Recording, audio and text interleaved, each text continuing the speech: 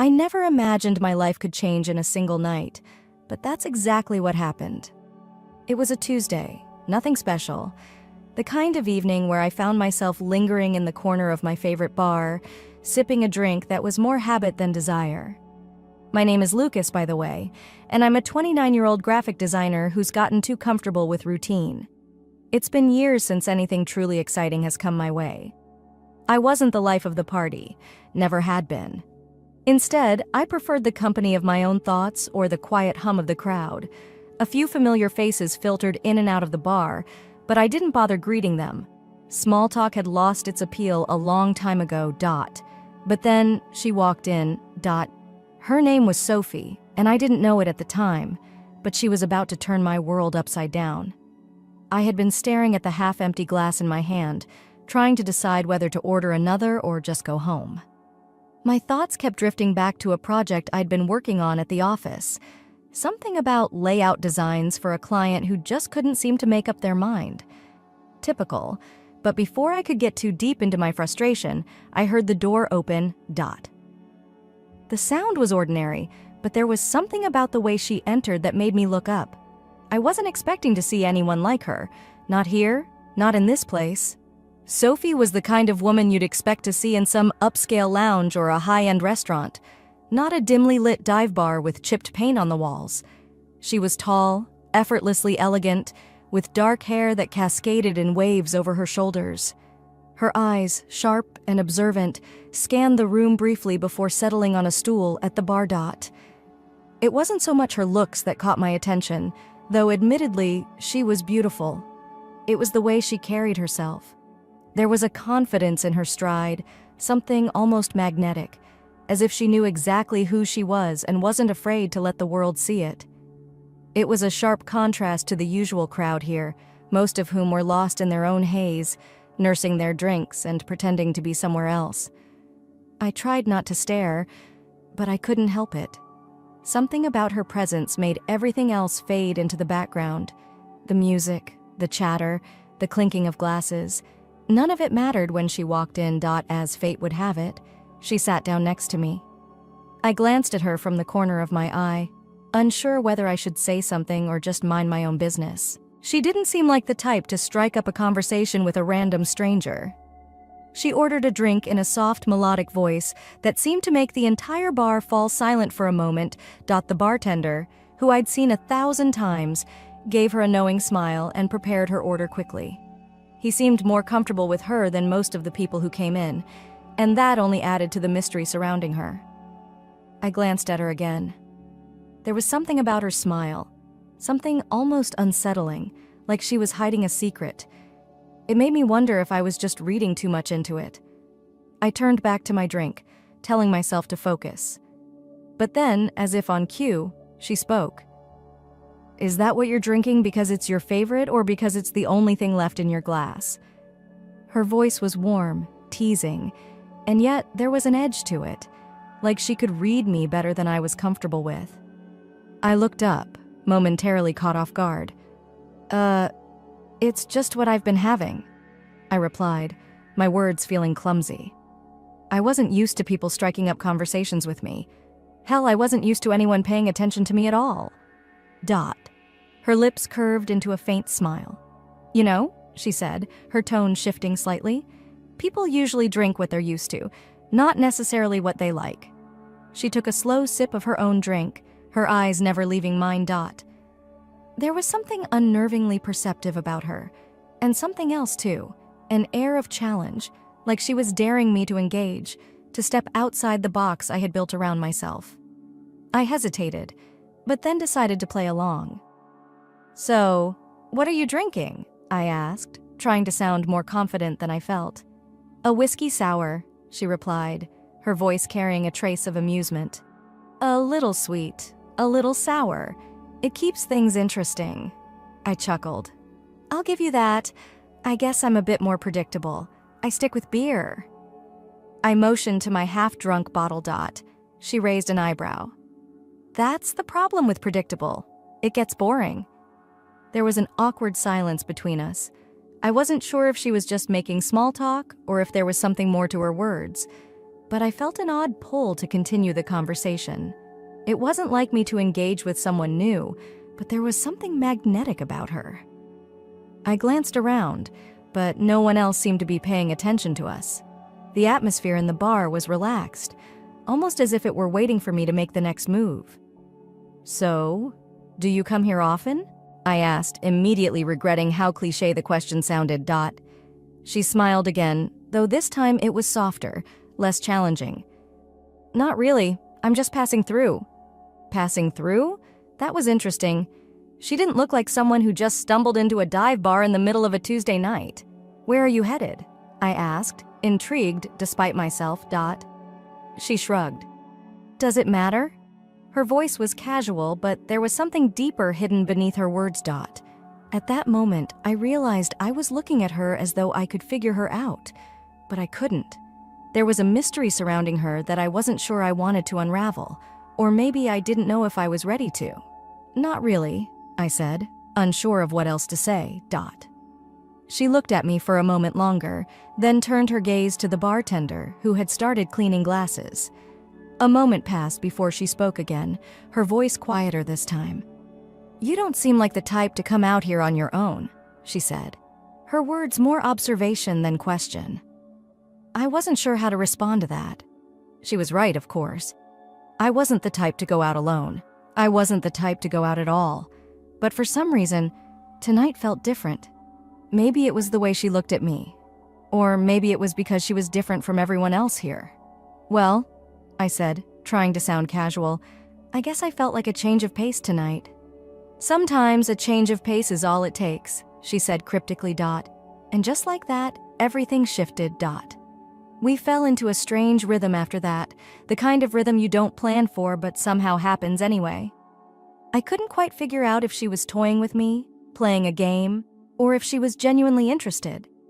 But as the minutes passed, I felt a sense of ease begin to creep in. It wasn't a typical night out for me, but there was something about Sophie that made me want to keep talking. I shifted in my seat, trying to seem more relaxed than I felt.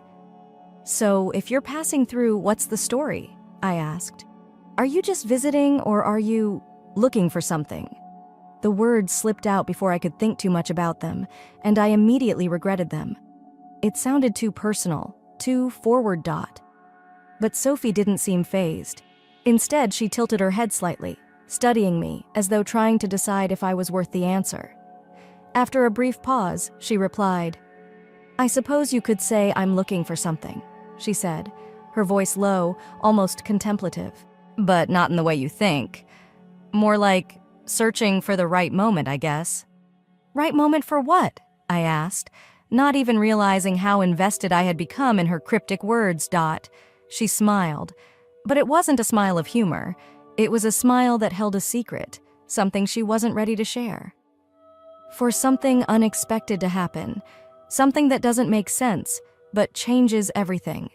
The kind of thing that makes you realize you've been living your life on autopilot." Her eyes met mine, and for the first time I felt a chill run down my spine. It wasn't fear exactly, but a feeling I couldn't name. It was as though she could see right through me. "Sounds like a big ask," I said, trying to keep things light. "Is that what you're hoping for here, in this bar?"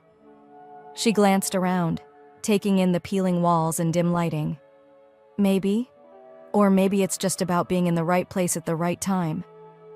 Her gaze flicked back to me, sharper now. "You never know who you might meet when you're open to anything." I didn't know what to make of her words. They were too vague, too abstract, but at the same time, they felt pointed, like she was deliberately trying to make me think harder than I wanted to.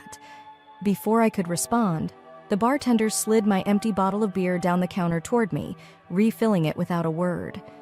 Sophie's drink, a whiskey sour, had already been replenished as well. The bartender seemed comfortable with us, more so than I would have expected. I picked up my bottle and took a sip, trying to find some form of comfort in the familiar taste. My thoughts were a bit of a jumble. The conversation had taken a turn I wasn't prepared for, but something told me not to back away. I wasn't exactly sure why, but I wanted to know more about her, to understand what she meant by something unexpected, and whether she really believed she could find it here of all places. "So, what doesn't the right moment look like for you?" I asked, hoping to pull her into something more tangible, less abstract. She met my question with a steady gaze, almost as if she were testing me. She didn't answer right away, but I could see the wheels turning behind her eyes. Finally, she shrugged. "It could be a conversation. It could be a decision. It could even be something as simple as noticing something you've never noticed before," she said, her voice so quiet that I had to lean in a little to catch it. "It's about breaking the patterns, stopping the autopilot long enough to see what's right in front of you." I nodded slowly, though I wasn't entirely sure I understood. "And do you think people can really change like that? Just suddenly notice something and decide to do things differently?" Sophie seemed to think about that for a moment. Then she nodded, slowly but with a sense of certainty. "I think the capacity to change is always there. It's just a matter of being awake enough to see it. Most people are too comfortable in their routines to even realize they're missing out on the possibilities." I felt a sudden urge to ask her what had made her this way. What experiences had shaped her into the woman sitting in front of me, so confident, so sure of her own ability to change. But instead, I held back. There was something guarded about her, a layer she wasn't willing to peel back for a stranger. Still, I couldn't shake the curiosity. "So, have you had your moment? Your big change?" I asked, this time with a bit of hesitation, unsure if I was treading into personal territory. Her smile softened, and for a moment I thought she might reveal something more. Instead, she gave a short, almost amused laugh. "I'm not sure it's something I can describe," she said, her eyes distant for just a second before returning to meet mine. "Some things are just felt, not explained." I didn't know if she was intentionally keeping me at arm's length, or if she genuinely believed that some parts of herself couldn't be shared. Either way, it was clear she had layers that she didn't want anyone peeling back too easily. I took another sip of my beer, unsure of how to proceed. The night had taken a turn I wasn't expecting, and a part of me wondered if it was time to walk away. But there was something about Sophie that kept me rooted in place. Something that made me want to learn more, to see where this conversation could go. And so I leaned in a little closer, my voice quieter this time. "You said you're just passing through. What happens after tonight?" I asked, hoping to learn more about her plans, her intentions, and whether or not she was really just passing through, or if there was more to her visit than I realized. Her eyes flickered, the briefest hint of something behind them. Something that seemed almost mischievous. "What if I told you I wasn't sure yet? What if tonight's just a stop along the way?" Her response was as vague as ever, but it didn't feel like a rejection. It felt like an invitation. An invitation to keep going, to see where the night would lead. There was a small pause as I processed her words. It was as if I had just entered a new layer of this conversation, one where the boundaries between what was said and what was left unsaid began to blur. And before I could come up with a response, Sophie added something that caught me off guard. "Do you ever wonder," she said, her voice softer now, almost as if she were speaking to herself, "what might happen if you just let go of the things holding you back?" Her question lingered in the air between us, hanging heavy.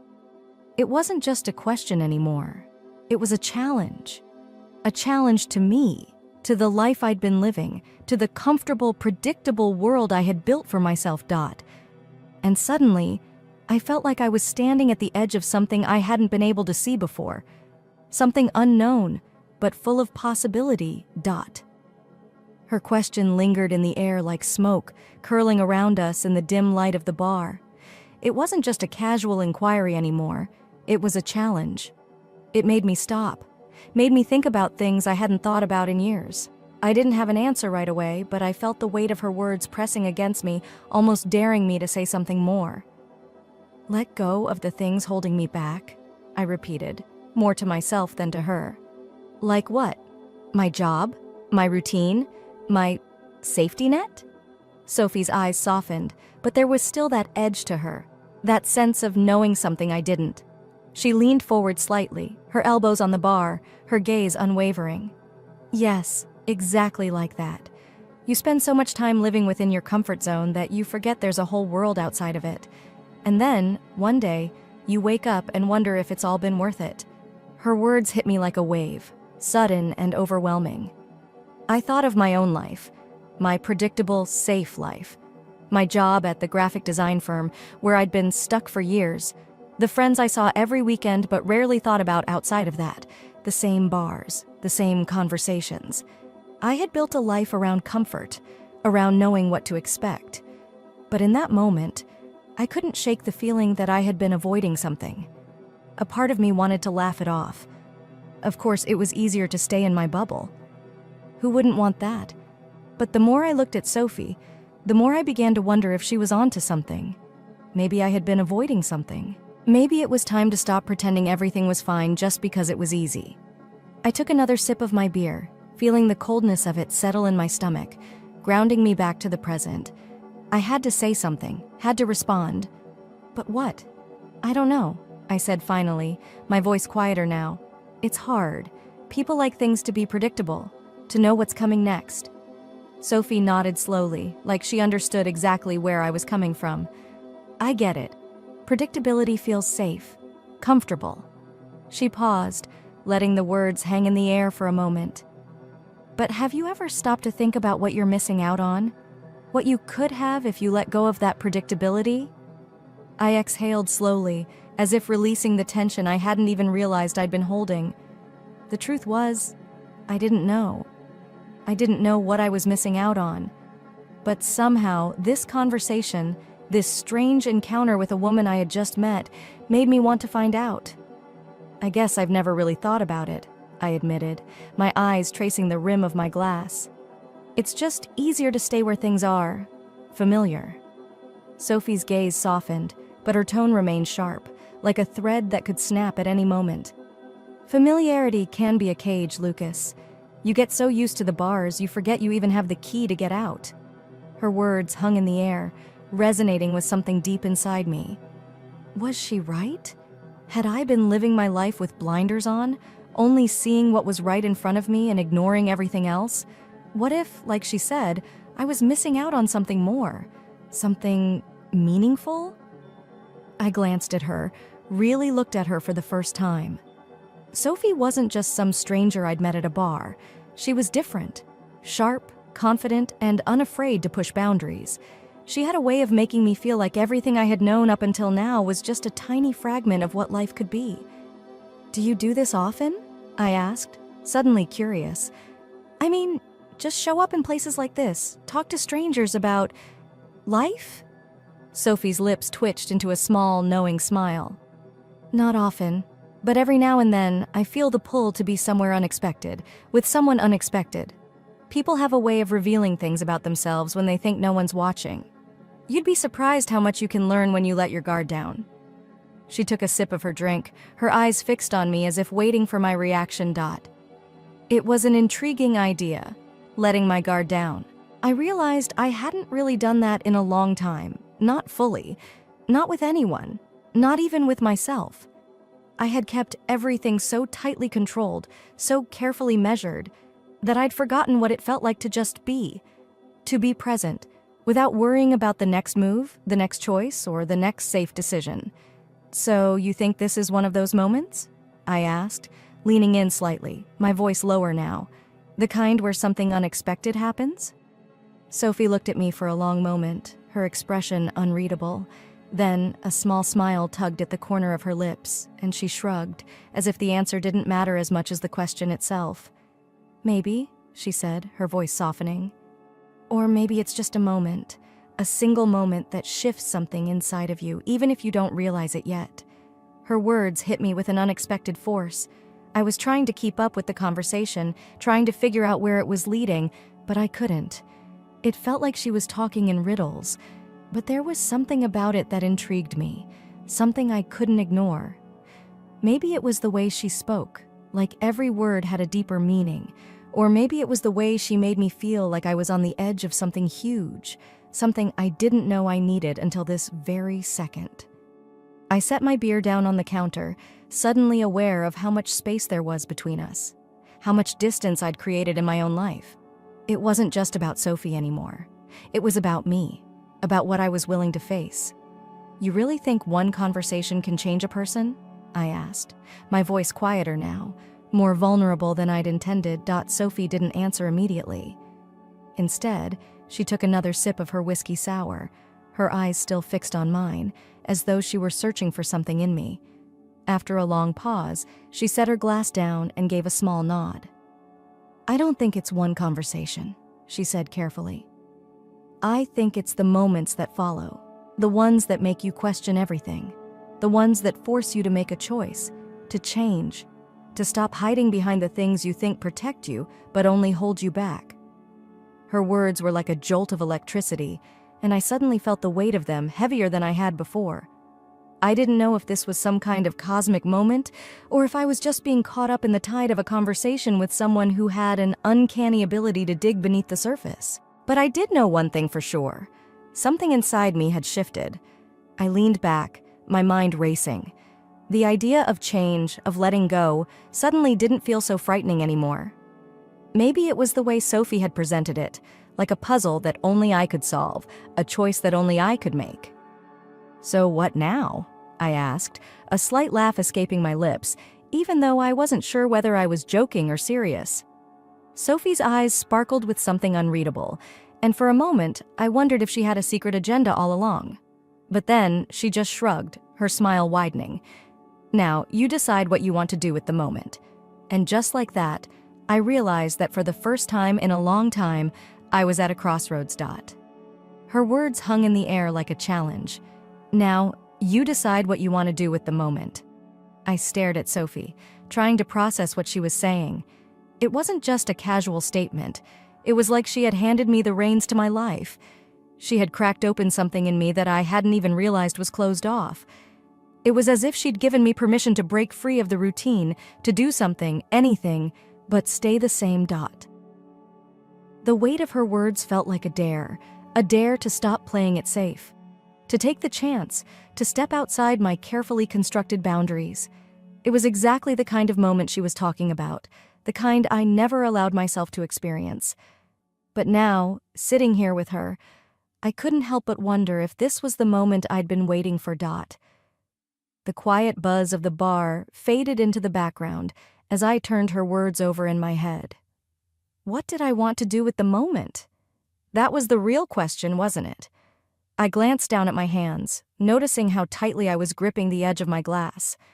The tension in my body had returned, the old habits of control and restraint creeping in. I could feel the familiar pull to stay where I was, to keep things predictable. I could hear the whispers of my own mind, reminding me that safety was everything, that comfort was worth holding on to. But then Sophie's eyes locked onto mine, and the world outside of us seemed to blur. It was like she was daring me to make a decision, to step off the edge into something unknown.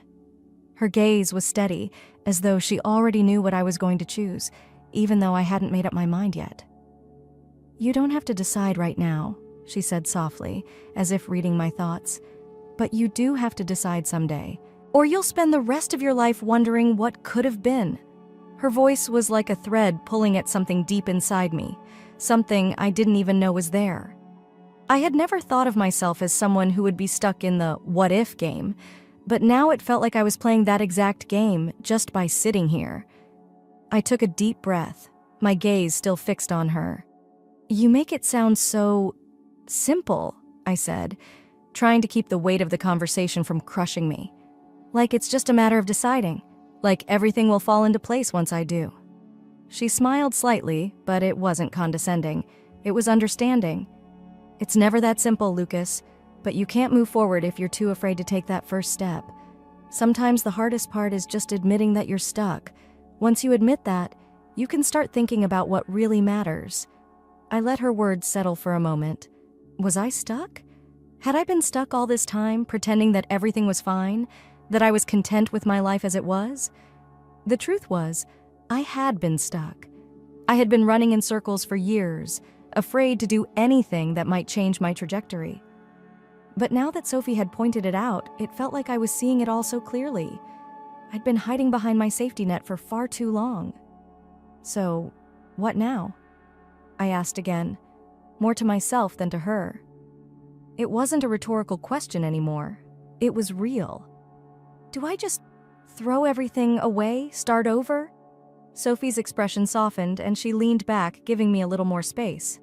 No one's asking you to throw everything away, but maybe it's time to ask yourself if everything you're holding onto is really what you want, or if it's just what you've convinced yourself you need. Her words resonated deeper now, like they were pulling at something inside me that I hadn't allowed myself to acknowledge. I had convinced myself for so long that my life, my job, and my choices were enough. But now, in the quiet of this bar with Sophie sitting next to me, I wasn't so sure anymore. I looked at her again, really looked at her. There was something about the way she carried herself, about the way she spoke. It wasn't just her confidence, it was the way she was comfortable with uncertainty, with stepping into the unknown. Sophie was a stranger, but in a strange way, she seemed to have everything figured out. Or at least she had the courage to pretend she did.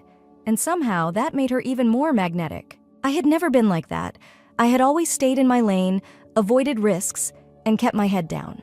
I had played it safe for years. But now, sitting here with Sophie, I realized how little that had actually done for me. How small it made me feel. What about you, Sophie? I asked, without thinking. How do you know when it's time to change? She paused for a moment, her eyes flicking toward the window, where the lights of the city gleamed softly in the distance.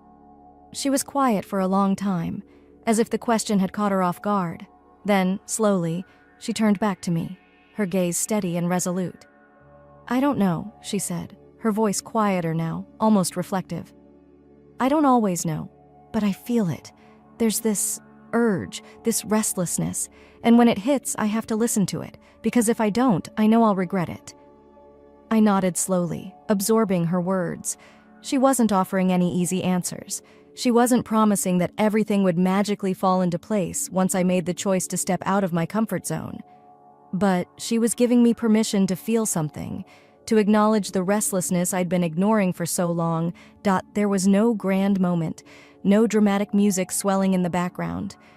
It was just me, sitting there looking at Sophie, and realizing that everything I'd been telling myself about my life was just that, a story I had created to protect myself from uncertainty. So what now? I asked again, a little softer this time, almost as if I were asking myself. Sophie smiled at me, a smile that was soft but knowing. Now you decide. You can keep living the way you have been, or you can choose something different. It's up to you. I sat back, my mind racing. For the first time in years, I felt like I was standing at the edge of something. Not a cliff, not a danger, but a threshold. A decision that would change the course of everything. I didn't know what that decision would be, but I knew I couldn't stay where I was anymore. The thought of letting go of everything, the comfort, the security, felt terrifying. But as Sophie's words echoed in my mind, I realized that the real fear wasn't in letting go. It was in staying stuck, in staying small.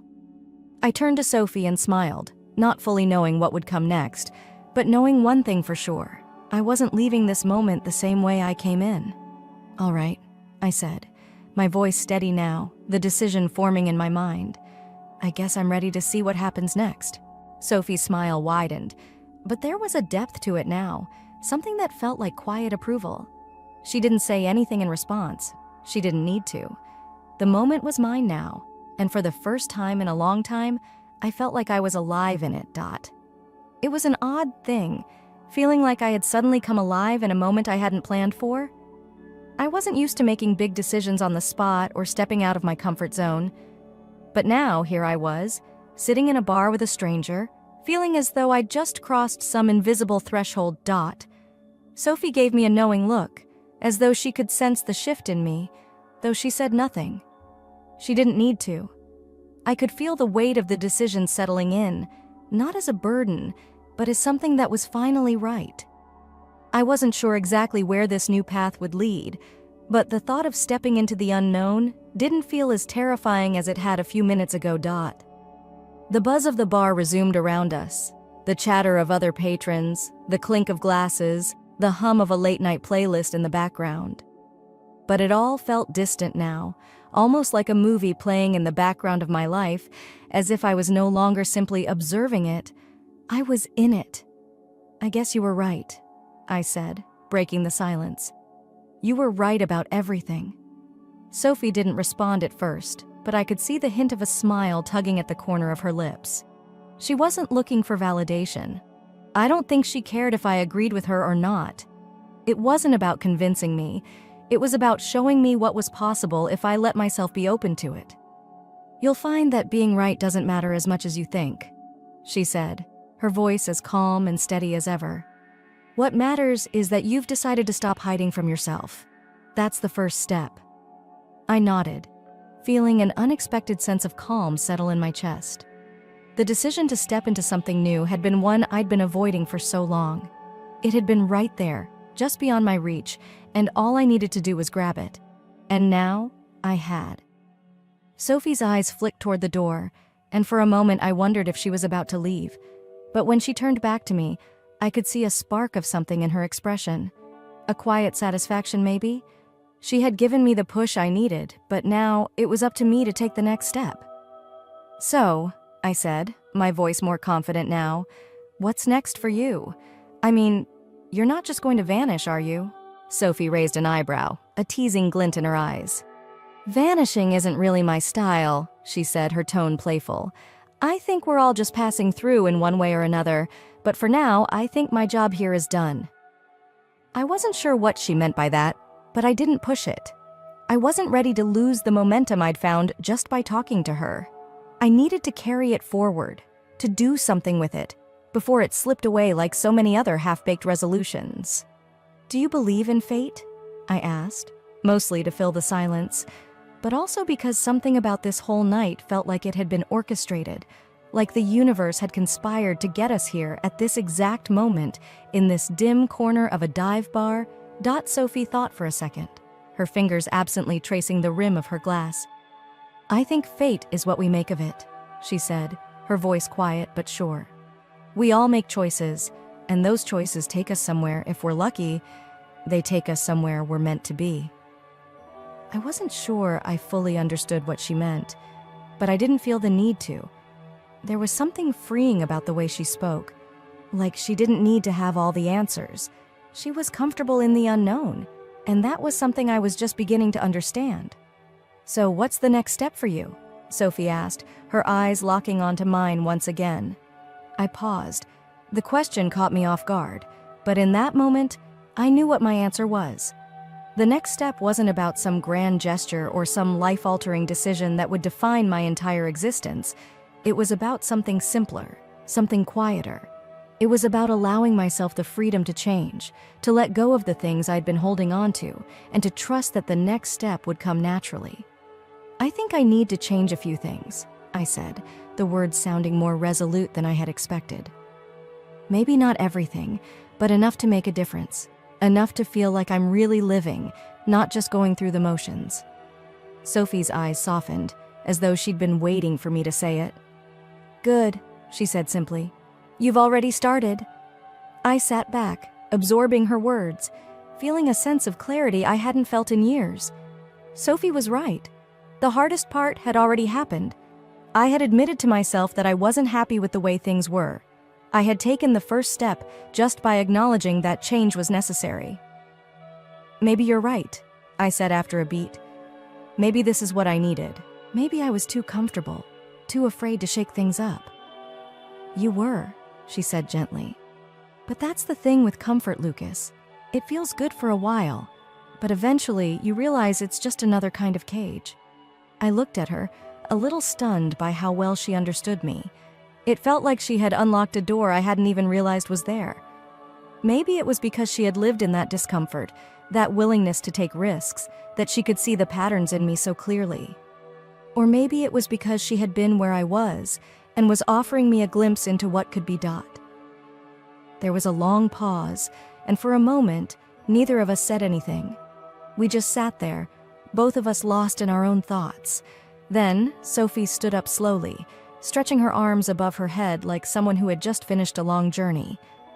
"Well, Lucas," she said, her voice light again, almost as though we had just had a normal conversation. "I guess this is where I get to vanish." I stood up too, a little caught off guard by how quickly the moment seemed to be slipping away. But I knew she was right. The moment had served its purpose, and now it was time for her to go. I gave her a small smile. "You know, I don't think I'm going to forget this night anytime soon." Sophie returned my smile with a slight nod, her eyes gleaming with something I couldn't quite place. "Good, just don't let it be a one-time thing. The hardest part isn't making the decision, Lucas, it's following through." I nodded, knowing she was right. The decision had been easy. The real challenge was in the steps that came after Dot. She turned and walked toward the door, leaving the bar with the same quiet grace she had entered with. I watched her go, feeling a mixture of gratitude and uncertainty, but mostly a sense of clarity. I didn't know what the next chapter of my life would look like, but I knew one thing for sure. I wasn't going to spend another day pretending that I had it all figured out. I walked to the door and stepped outside, the cool night air hitting my face. The city stretched out in front of me, full of possibilities. I didn't know where I was going, but for the first time in a long time, I felt like I was on the right path, Dot. And that was enough. Story 2. The title of this is My Aunt Stole, Fiancé for Her Daughter. Everyone is crying right now after I grabbed the trust fund. Hi everyone! The channel has been somewhat slowing down, so I searched so much for these stories for you. Please click that subscribe button if you find the material interesting. It implies the world and supports the continuation of this trip firmly. Let us develop together. Let us now launch the video. OP begins with stating that I am 28 years old, and up until last year I believed my life was exactly as it should be. I was involved with 27-year-old Nate, the man I considered to be my lifetime's love. Although we met in college, back then we were merely friends.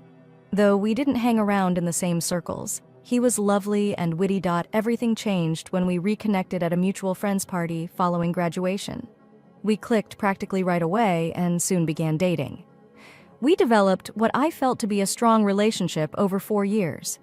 After a weekend mountain trip, he proposed to me, and I felt I was the luckiest woman on earth. Our participation was quite significant. We celebrated with close friends and family in a little ceremony, though basically I just included my aunt and cousin Mia out of obligation. Never close have my aunt and I been. She is the kind of person who always finds means to devaluate people in order to enhance the appearance of her daughter and herself. Though Mia is 4 years my junior and clearly beautiful, she is also roughly as smart as a brick. But my aunt has always behaved like Mia is the golden child, continually making absurd comparisons between us. She once deemed Mia better academically after actually comparing her 8th grade report card to my 12th grade one, as Mia's marks were somewhat higher than mine in middle school. Apparently, it made no difference whether I went on to college or graduated high school with honors. Though our connection is not great, I hardly gave my Aunt Mia any thought about attending the engagement. After all, they were family, and Nate appeared to appeal to everyone there, including my aunt.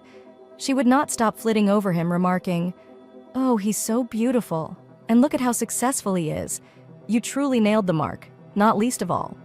Looking back now, I understand that she wasn't only admiring. At the time, I thought she was just acting as usual over the top. That was something else entirely. A few months fast forward, Nate and I were organizing our October wedding. Everything was set to go, even though I had to go for a summer program in the UK.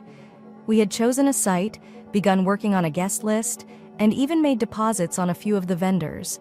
Still, Nate appeared encouraging of my travel. Looking back, I wonder whether he was simply posing while I was overseas. We kept in touch by calls and SMS, but after the first few weeks, things changed. He began crafting justifications for his silence, things like just being too exhausted or drowning in work.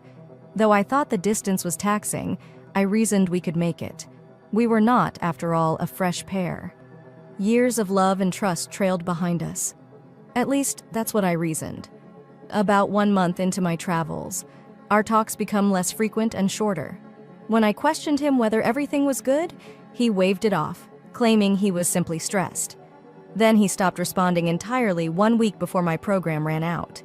I contacted, phoned, and even emailed him, but there was no response. First, I thought perhaps he was handling some personal matter, or perhaps something had happened at work. He was not ready for discussion. But as the days passed, I began to feel as though something quite strange was happening. Still, I reminded myself, we will sort things out when I come home.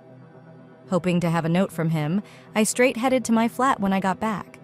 Rather, I came upon my aunt waiting at my door. She handed me a printed wedding invitation. Indeed, given the era of emails, a real printed invitation arrived informing me that Nate was getting married. First, I considered it as some sort of sick joke. I even asked her what she was talking about and chuckled tensely, but her haughty demeanor indicated she wasn't kidding. "I really apologize, sweetheart," she said, not sounding particularly remorseful at all. "I know this may be difficult for you, but you have to realize, when individuals fall out of love, nobody is responsible." I watched her, trying to understand her words. Just weeks earlier, Nate and I had been organizing a wedding. Now he was wed to my cousin. It seemed nonsensical. Given her fast filling in the blanks, my aunt must have seen my uncertainty. She went painstakingly over how Nate had been lonely while I was abroad and had sought solace from Mia. She described how Nate had told Mia he loved her over coffee and proposed to her like an old-school gentleman, sounding as though it were some wonderful fairy tale. Her comments seemed like knives, each one slashing farther than the last. What I was hearing seemed unbelievable. Then arrived the insults hiding under concern. She continued, her voice full of false pity. "You cannot blame me, sweetheart. You know she's really attractive. She isn't responsible. Nate became in love with her. Perhaps you ought to have thought twice about your trip to the UK.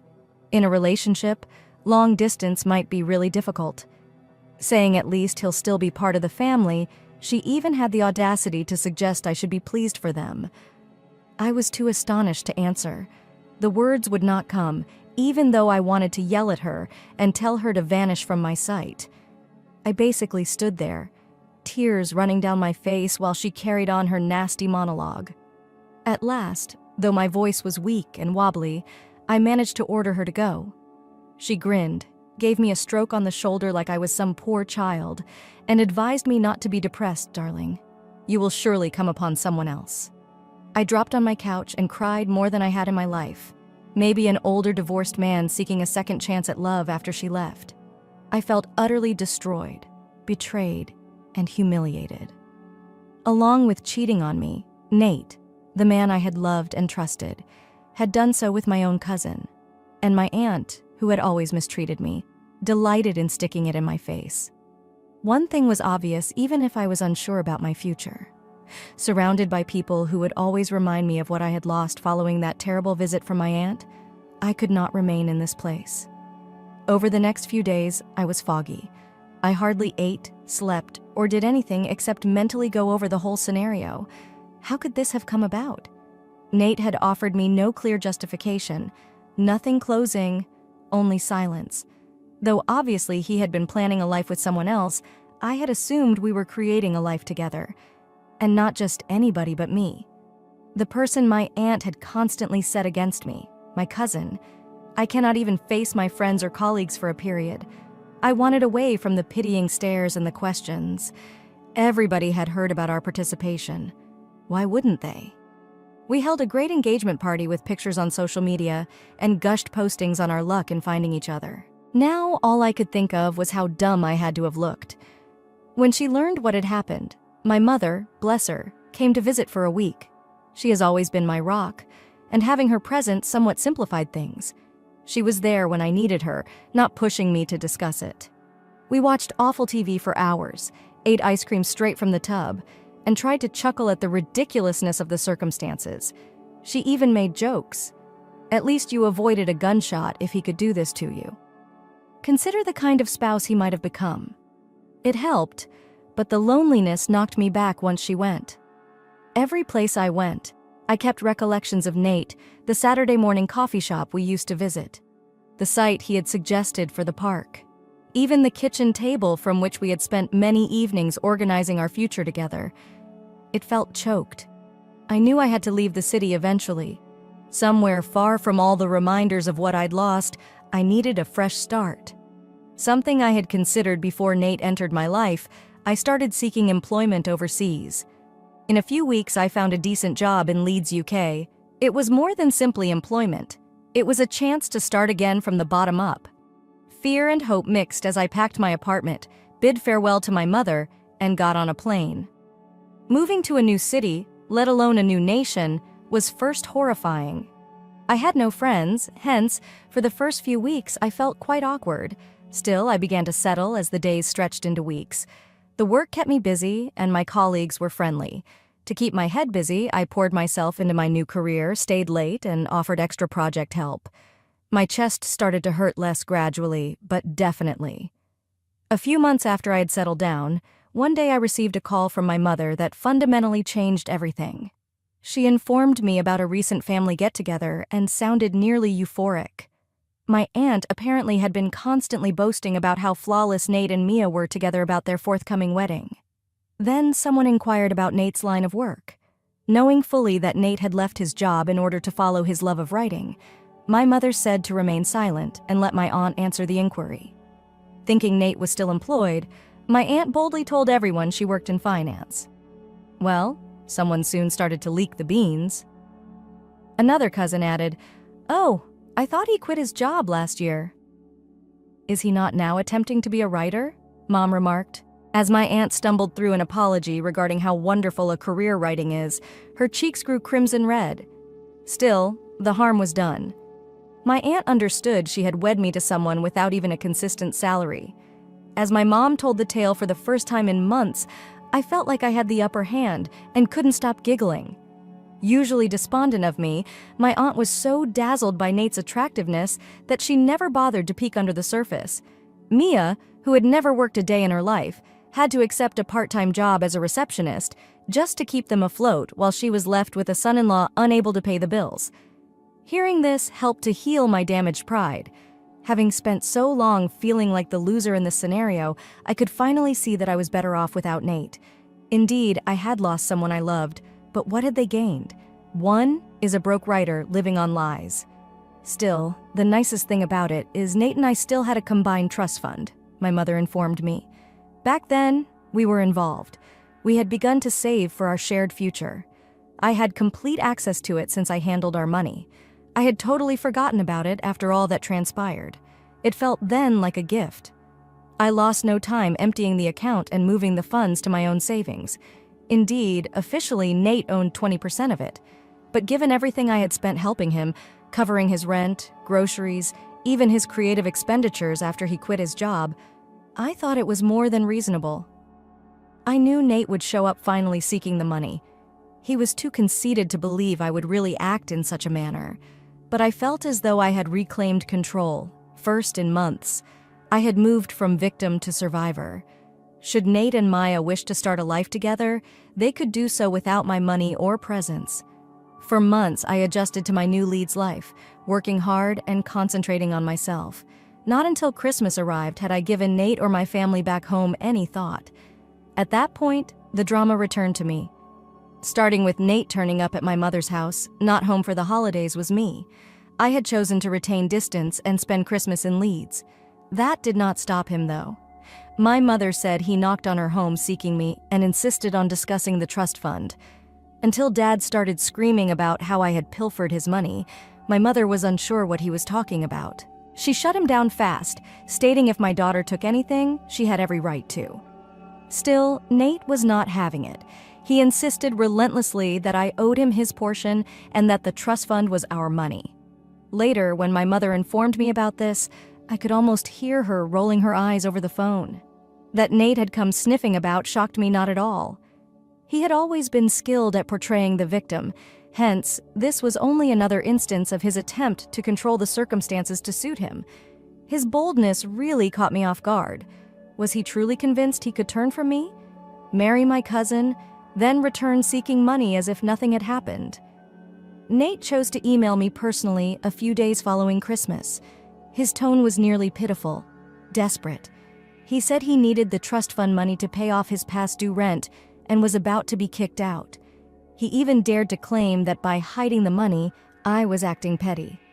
"You have no idea how difficult life has been for Mia and me."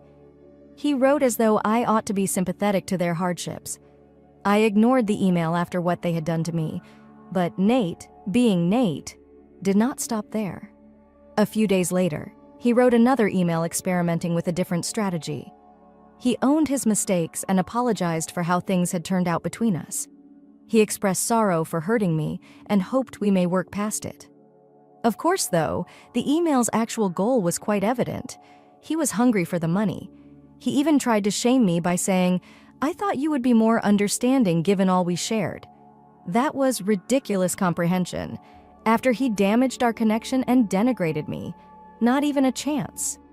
I still chose to respond, though, not because I owed him anything, but rather because I wanted one point of clarity.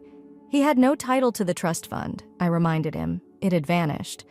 "Think of it as payback for all the money I spent helping you pursue your aspirations." I put writing. I blocked him thereafter. Naturally, though, it didn't stop there. A few weeks later, Mia and my aunt showed up at my mother's place insisting on talking to me. Apparently, Nate had told them about the trust money, and now they were all furious over the fact that I had emptied it. Once they went, my mother called, just barely able to control her laughing. "Your aunt flew." She claimed to have the audacity to declare, "You destroyed Nate's life." Mia was crying, according to my mother, stating I had wrecked their future. She implored my mother to persuade me to give Nate his portion of the money. She claimed they were about to become homeless. Being the great woman she is, my mother advised them to leave and never return. "Why can Mia not support her husband if she is as prosperous as your aunt keeps claiming?" she asked them, but the true test came when my dad got involved. Usually he gets lost in family drama, but this time he had enough. He summoned my aunt and Mia out when he learned about what they had said. He warned my aunt that he would break off the years of financial support he had been providing her should she continue to harass me. He even noted that perhaps Mia and Nate might have considered twice before turning on me if they were struggling so much. Of course, my aunt tried to pass for the victim. She began to cry, claiming she had only wanted to guarantee Mia's future and had not understood Nate was a bum. She apparently thought Nate was still employed in finance. Hence, she was shocked to find he had left his job over a year ago in order to pursue writing. She actually had the nerve to accuse me of not being honest with her about Nate's financial position. She wailed, "If only I had known, I never would have allowed me to wed him." The irony of the whole matter was nearly intolerable. Years of pulling me down, comparing me to Mia, and behaving as though she and her kid were better than everyone else had my aunt spent. And now here they were, pleading for assistance since Mia had wed a man unable even to pay his own rent. Still, the nicest thing about it is that after years of allowing my aunt and Mia to live with them rent-free, my grandparents at last had enough. Saying they were bored with all the commotion, they kicked them from the house. Now, straining to make ends meet, my aunt and Mia are sharing a small apartment together. Although Nate is still looking for consistent employment, from what I know, no one is keen to hire him. I am straightforward. Hearing about their challenges made sense. Give it karma. Call that justice. But following all they ask of me, I believe they deserve every bit of it. I felt as though I was at last in control of my life by the time my Aunt Mia and Nate started turning on one another. Though I had no intention of re-entering the turmoil, as usual, they found means to bring me back into the drama. A few weeks after my grandparents kicked my aunt and Mia from their house, my mother called to let me know they had returned, this time bearing a sob tale. Mia reportedly was having panic attacks because the landlord had sent them an eviction notice following Nate's 3 consecutive non-payments of rent. Desperate to find someone to blame, my aunt turned naturally to me. My mom said, evidently attempting to stifle laughter, "They arrived here like they were storming the gates of a castle. Your aunt began screaming about how you're the reason Mia and Nate are having problems." She stated, indeed, that they would be living comfortably right now if she hadn't taken that money. It's unbelievable. I could think of it. My aunt had spent her whole life avoiding responsibility. Hence, it was not surprising that she would not own her part in this calamity. She had essentially thrown Mia at Nate, persuaded that marriage would fix all of their issues. It had blown up in her face, and she was trying to assign someone else responsibility. But Mia sounded so delusional, which made me chuckle most of all. My mother claims she continued repeating things like, "I thought Nate was going to take care of me," and "he promised we would have a big house by now." I couldn't help but giggle at the thought that Nate, a man who had been without work for more than a year, could provide that sort of existence. Still, the matter had certain highlights. After hearing my aunt yelling at my mom, my dad, who had been relatively silent during this whole ordeal, decided to speak his truth at last. Telling her off, he came downstairs. "Given their great success, why are Mia and Nate begging for money?" inquired. "Perhaps you should examine yourself as to why you felt it was a good idea to wed Mia off to a man unable to even pay his own bills, instead of blaming my daughter." Naturally, my aunt tried to deflect. She says I had purposefully kept the facts from her, and she had no knowledge of Nate's financial situation. If she had told me, I would never have let this happen. She sobbed, as though her ignorance somehow absolved her of guilt. But Dad was not having it. He reminded her that while elevating Mia, she had spent years treating me like a second-class citizen. "You thought you were really clever. Saying you snatched my daughter's fiancé, he declared it a triumph. But you've come to us for aid now that the truth is out. Don't make me giggle." Mom claims that's when things truly started to fall apart. Quiet up until then, Mia suddenly started crying and stated she was terrified of being homeless. Though he stated he would look after me, Nate lied. She winced. "I hardly believe he loves me anymore." Nate apparently had been blaming Mia for their financial woes, charging her with insufficient contribution. Given Mia was working part-time as a receptionist, a job she only obtained thanks to a favor from my uncle, and Nate was hardly earning from his writing, this was funny. Their relationship had been based on lies and dishonesty, and now truth was weighing down on it. Still, the true cherry on top came when my aunt began tossing Nate under the bus. She conveniently forgot that she had spent months flaunting their engagement when I advised her not to wed him. She wouldn't listen even though I knew he wasn't good enough for her. By then, my dad had heard enough. He advised Mia and my aunt to travel far and never return. He added, "You wanted to embarrass my daughter by showing Nate around like some sort of trophy. You expect us to feel bad for you now that the tables have turned? Get left." I started giggling as my mother shared all of this. The picture of my aunt and Mia booted out of my parents' house was so fulfilling that it nearly offset all they had gone through. About a few days later, Nate emailed me. This time he was not seeking money. He was looking at apologies. He said he had been persuaded by my aunt and acknowledged he had made a great mistake by marrying Mia. He wrote, "I thought I was doing the right thing, but now I see how wrong I was. I will live regretfully knowing I hurt you for the rest of my life." Then he said that since we split up, his life had collapsed. He couldn't seem to land employment. His writing career was nowhere, and his relationship with Mia was barely hanging on. "I wish I could undo all of it," he added. "I wish I had stayed right with you." I hardly bothered answering at all. For what reason was the point? Nate now had to lie in his bed, which he had made. He had decided to turn on me, and today he was facing the fallout from his decision. Fixing his life or helping him to feel better about his faults was not part of my duty. I instead forwarded the email to my mother. Like karma at last catching up with him. I started writing. Her response consisted of only one sentence: "Christmas present of the best ever." 2 years later, my life resembles nothing at all from the chaos it was in. The best choice I have ever made was to live in Leeds. In my new position, I have developed a strong career. I have made some wonderful friends. Even now, I am dating once more. Everything Nate lacked, my boyfriend James is. Kind, polite, and really helping of my aims. For the first time in years. I couldn't be happier. I feel I'm in a loving, healthy relationship. Regarding Nate, Mia, my aunt, let's say karma has been working non-stop. My folks totally cut off my aunt financially shortly following the eviction crisis. She had been living off their kindness for years, letting them cover over her head and pay her bills while she did nothing to help. But they thought enough was enough after witnessing how she pushed Nate toward marriage to Mia. She struggled ever since they kicked her out. Conversely, Mia has been enmeshed in a poisonous marriage to Nate. From what I have heard via the family grapevine, their relationship sank rapidly. Claiming Mia misled him into thinking she might help him pursue his writing career, Nate holds Mia responsible for their financial woes. Mia is enraged with Nate for lying about his money and for not offering the lifestyle she expected of her marriage. They argue non-stop, and several of their family have told me they wouldn't be shocked if they split quickly. And last, there is Nate. Hello, Nate. The last I heard, he had given up on his writing dream and accepted a low-paying job in customer service in order to pay bills. Naturally miserable, he spends most of his time whining about how unfair life has been to him. Though I have made it abundantly clear that I owe him nothing, apparently he still holds me responsible for pilfering the trust fund money. He emailed me once more some months ago. This one ran far less than the previous. Just a few lines apologizing for everything and asking whether we might start over.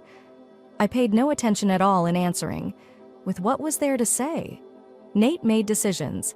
Now he has to deal with the results. Though the most fulfilling aspect of all this is not reopening that chapter of my life. At last, my aunt has been compelled to confront the truth about her behavior.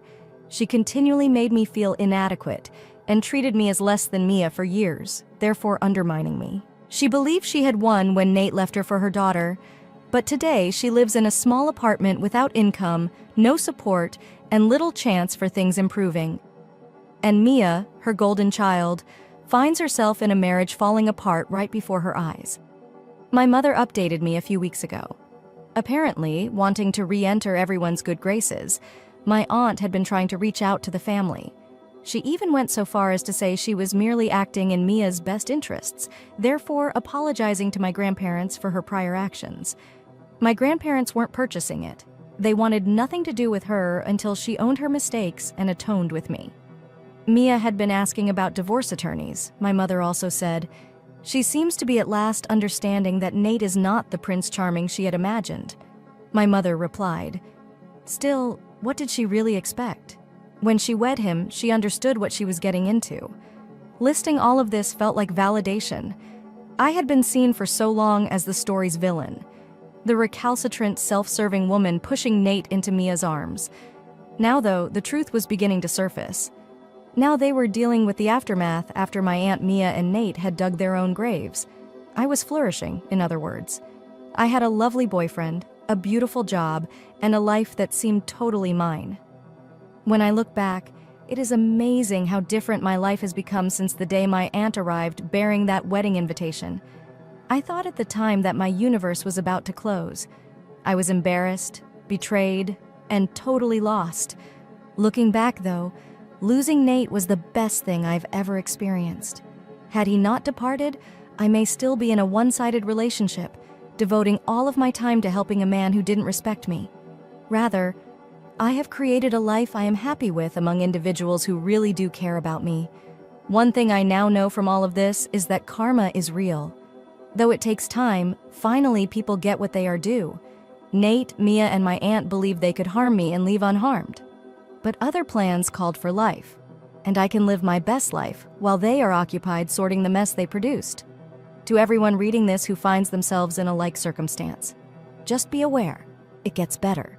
The suffering passes through time rather than lasting permanently, and ultimately you'll emerge on the other side stronger. And who knows, perhaps karma will pay you a visit. Story 3. According to parents, spoiled sister wants my lake house for her honeymoon. Hey everybody, I simply wanted to share something actual with you. The channel has been slowing down a little lately. Honestly, I spend a lot of time and effort locating these stories to maintain providing you with the best material. Should you love what I do, hitting that subscribe button would mean the world. Your help truly makes all the difference and maintains this trip's strength. Many thanks for being here with me. Let us now launch the film. OP begins by stating, my parents received their lake cottage when my grandparents died. Though we visited less than we used to, they kept it a vacation destination. Our schedules didn't line up as easily as they did as my sister and I grew older. Life got busier. By 2017, the house was essentially vacant. My parents seemed to be clinging to it more out of sentimentality than anything else. They hardly went up there anymore. I was 26 at the time, looking for my first house. Since I started my first job at 20, I had been saving and at last accumulated enough for a down payment. Knowing I was house looking, my parents knew when my dad called one evening that he probably wanted to check in. Rather, he made an offer I wasn't ready for. "Have you then yet found a house?" he asked. "Not yet," I said, still looking. "Your mother and I were chatting and we decided you ought to get the lake house." I gasped. "Wait? What? You are peddling it?"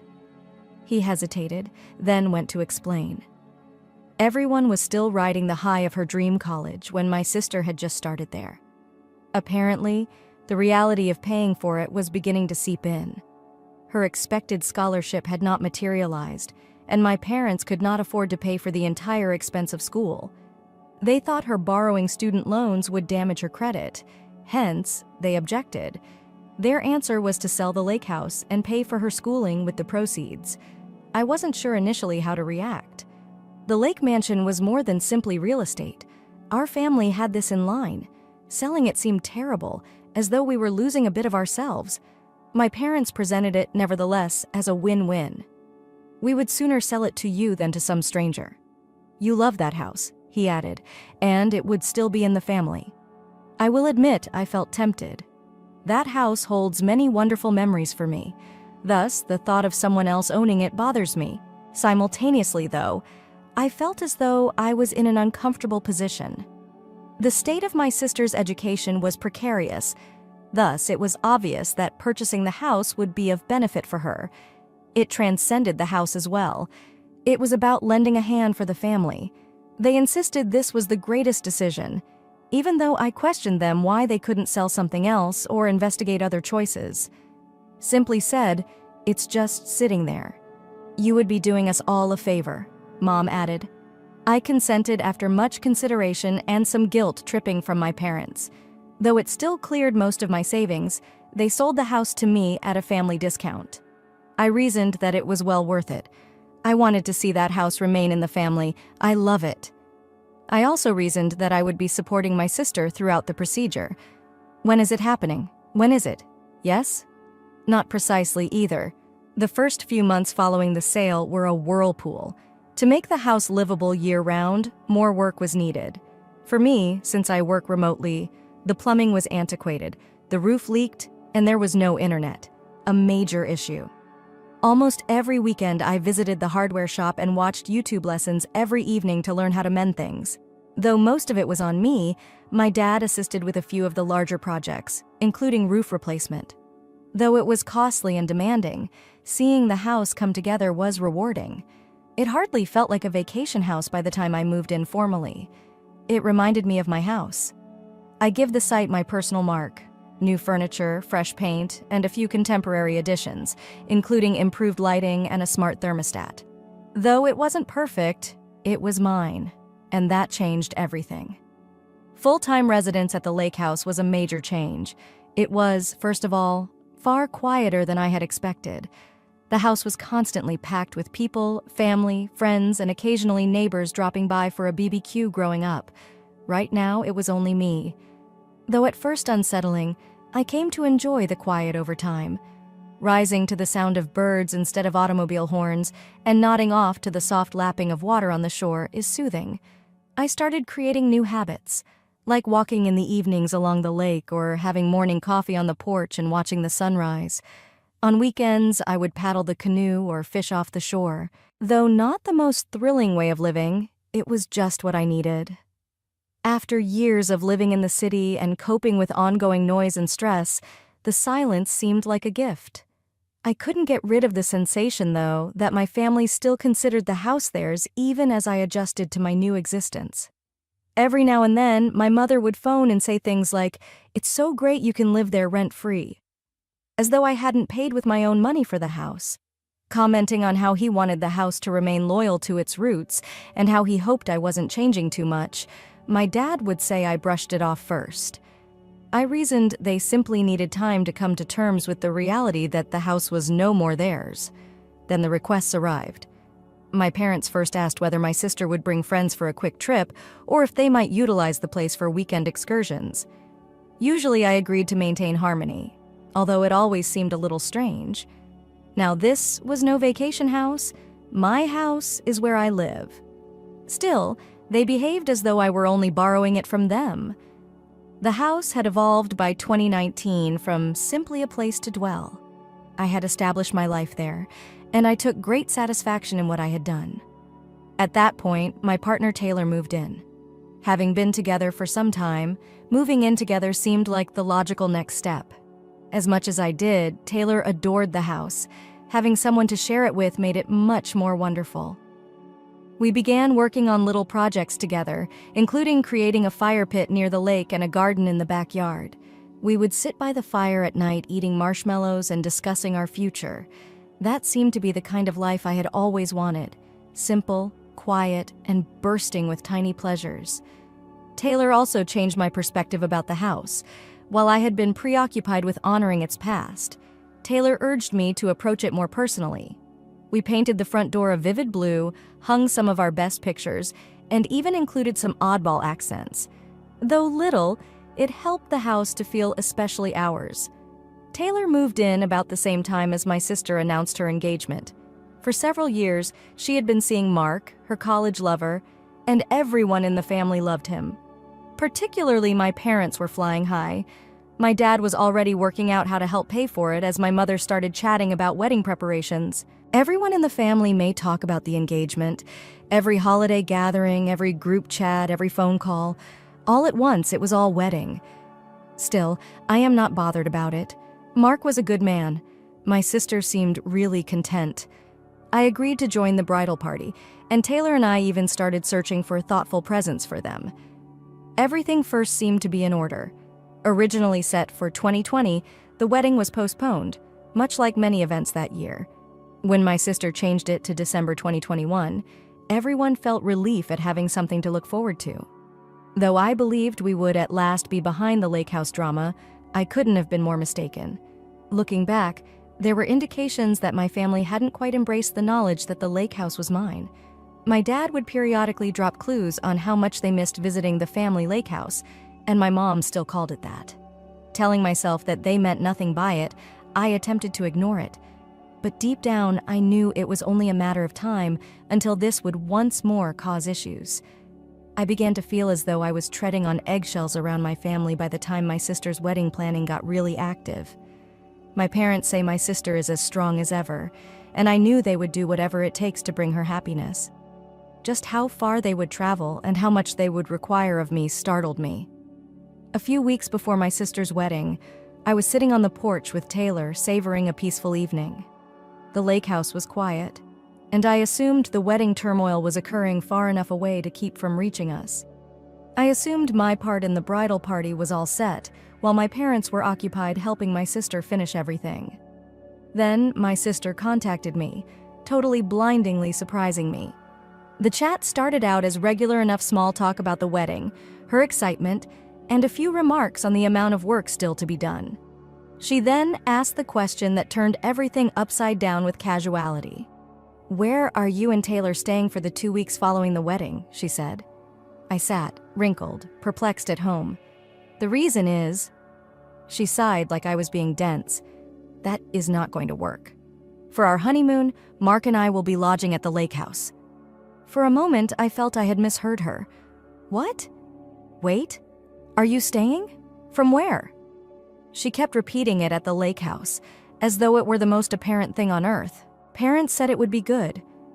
I stood there in shock. Mom and Dad assured me it was good. It is not their house to offer, for me. She dismissed that as though it didn't really matter. "Perfect for a honeymoon is this. We won't have to pay for a motel. It's private and romantic, and you and Taylor can also spend some number of weeks staying elsewhere. It is not as though you lack choices." What I was hearing defied belief. To have a free honeymoon? You want me to leave my house for 2 weeks? Are you now really serious? Her voice changed to one of defense. "Michael, it's not a big issue. We are a family. Years of having lived at the residence. Could you do one thing for me? My wedding is this one." I inhaled deeply, attempting to control my count. "I am not leaving my house, so Mark and you may remain here. If you wish for a romantic honeymoon, make hotel bookings, as with everyone else." She first began guilt-tripping me. She continued on about how all the delays would lead her wedding to be unlike her ideal. And right now, I was worsening it. I was disrupting her particular moment, she argued, and I was selfish. When that proved ineffective, she became enraged. "Good," she said, snapping. "I'll just pull you from the bridal party if you intend to behave like this." I waved. "Go about your necessary tasks." She appeared to get off on that. I didn't backtrack, whereas she was expecting me to. She hung up after a few seconds of stillness then. I sat there almost expecting my folks to call next and stared at my phone. Certainly enough, they did. First to call, my mother wasted no time getting right to the subject. "What is this I hear about your sister's honeymoon rejection of using the lake house?" she urged. "Mom, I live in this house." She omitted asking me as well. She simply thought she could hang around here. "That is not how this operates. It is the family lake house," she snapped. "We used to share it constantly, and you wouldn't be giving it up permanently here. 2 weeks still. Why are you acting so deliberately difficult?" I could feel my annoyance mounting. "Now, it's not the family lake house. Remember, you sold it to me in 2017. I covered it.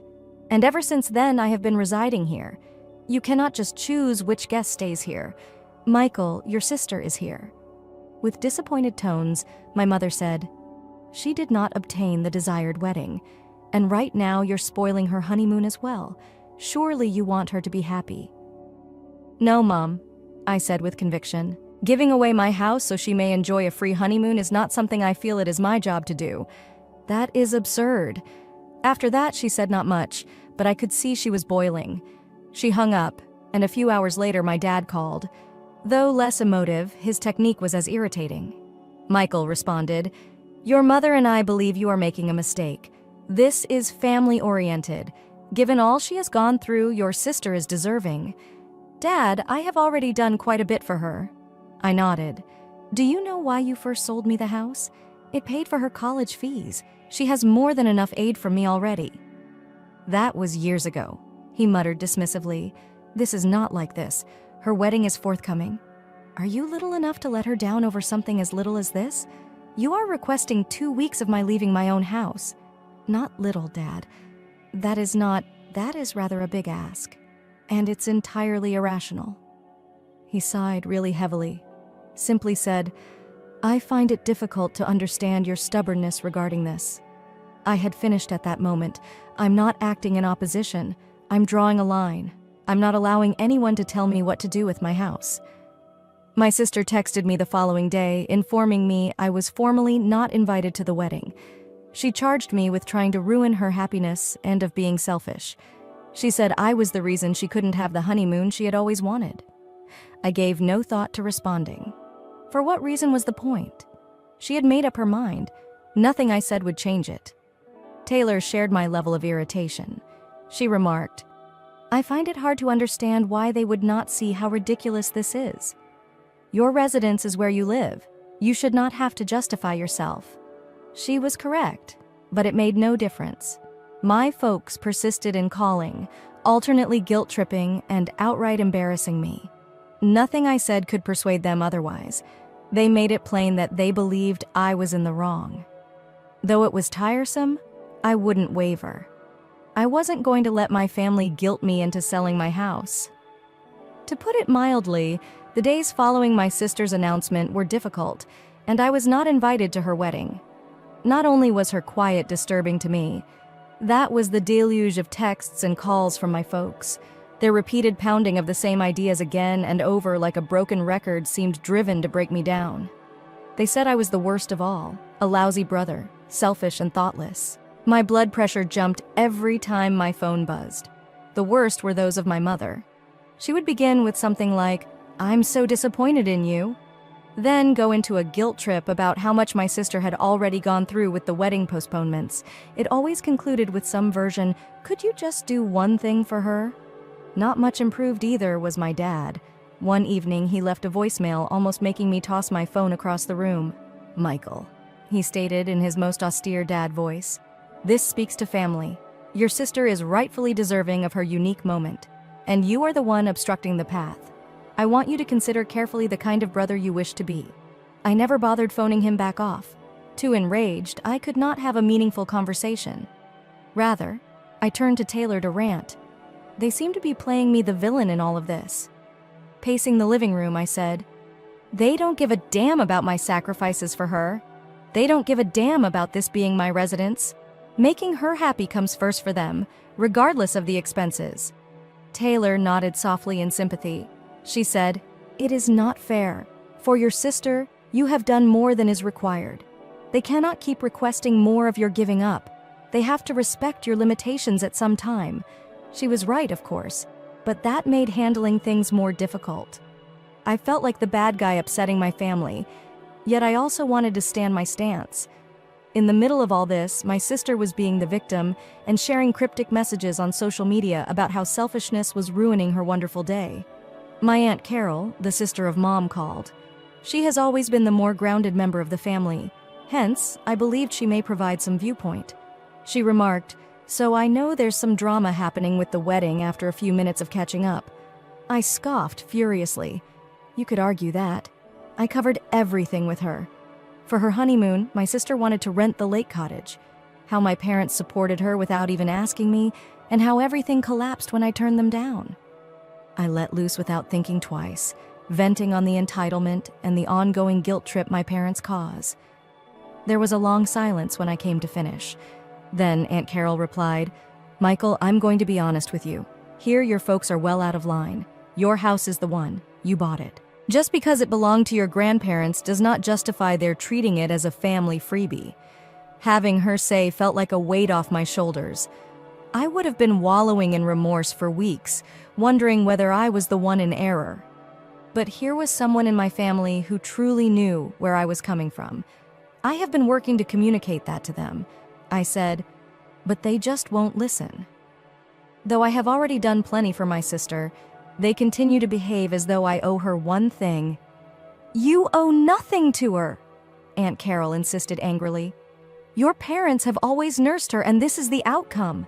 They have set her up to demand the world on a silver platter. Now they're offended since you're not joining in.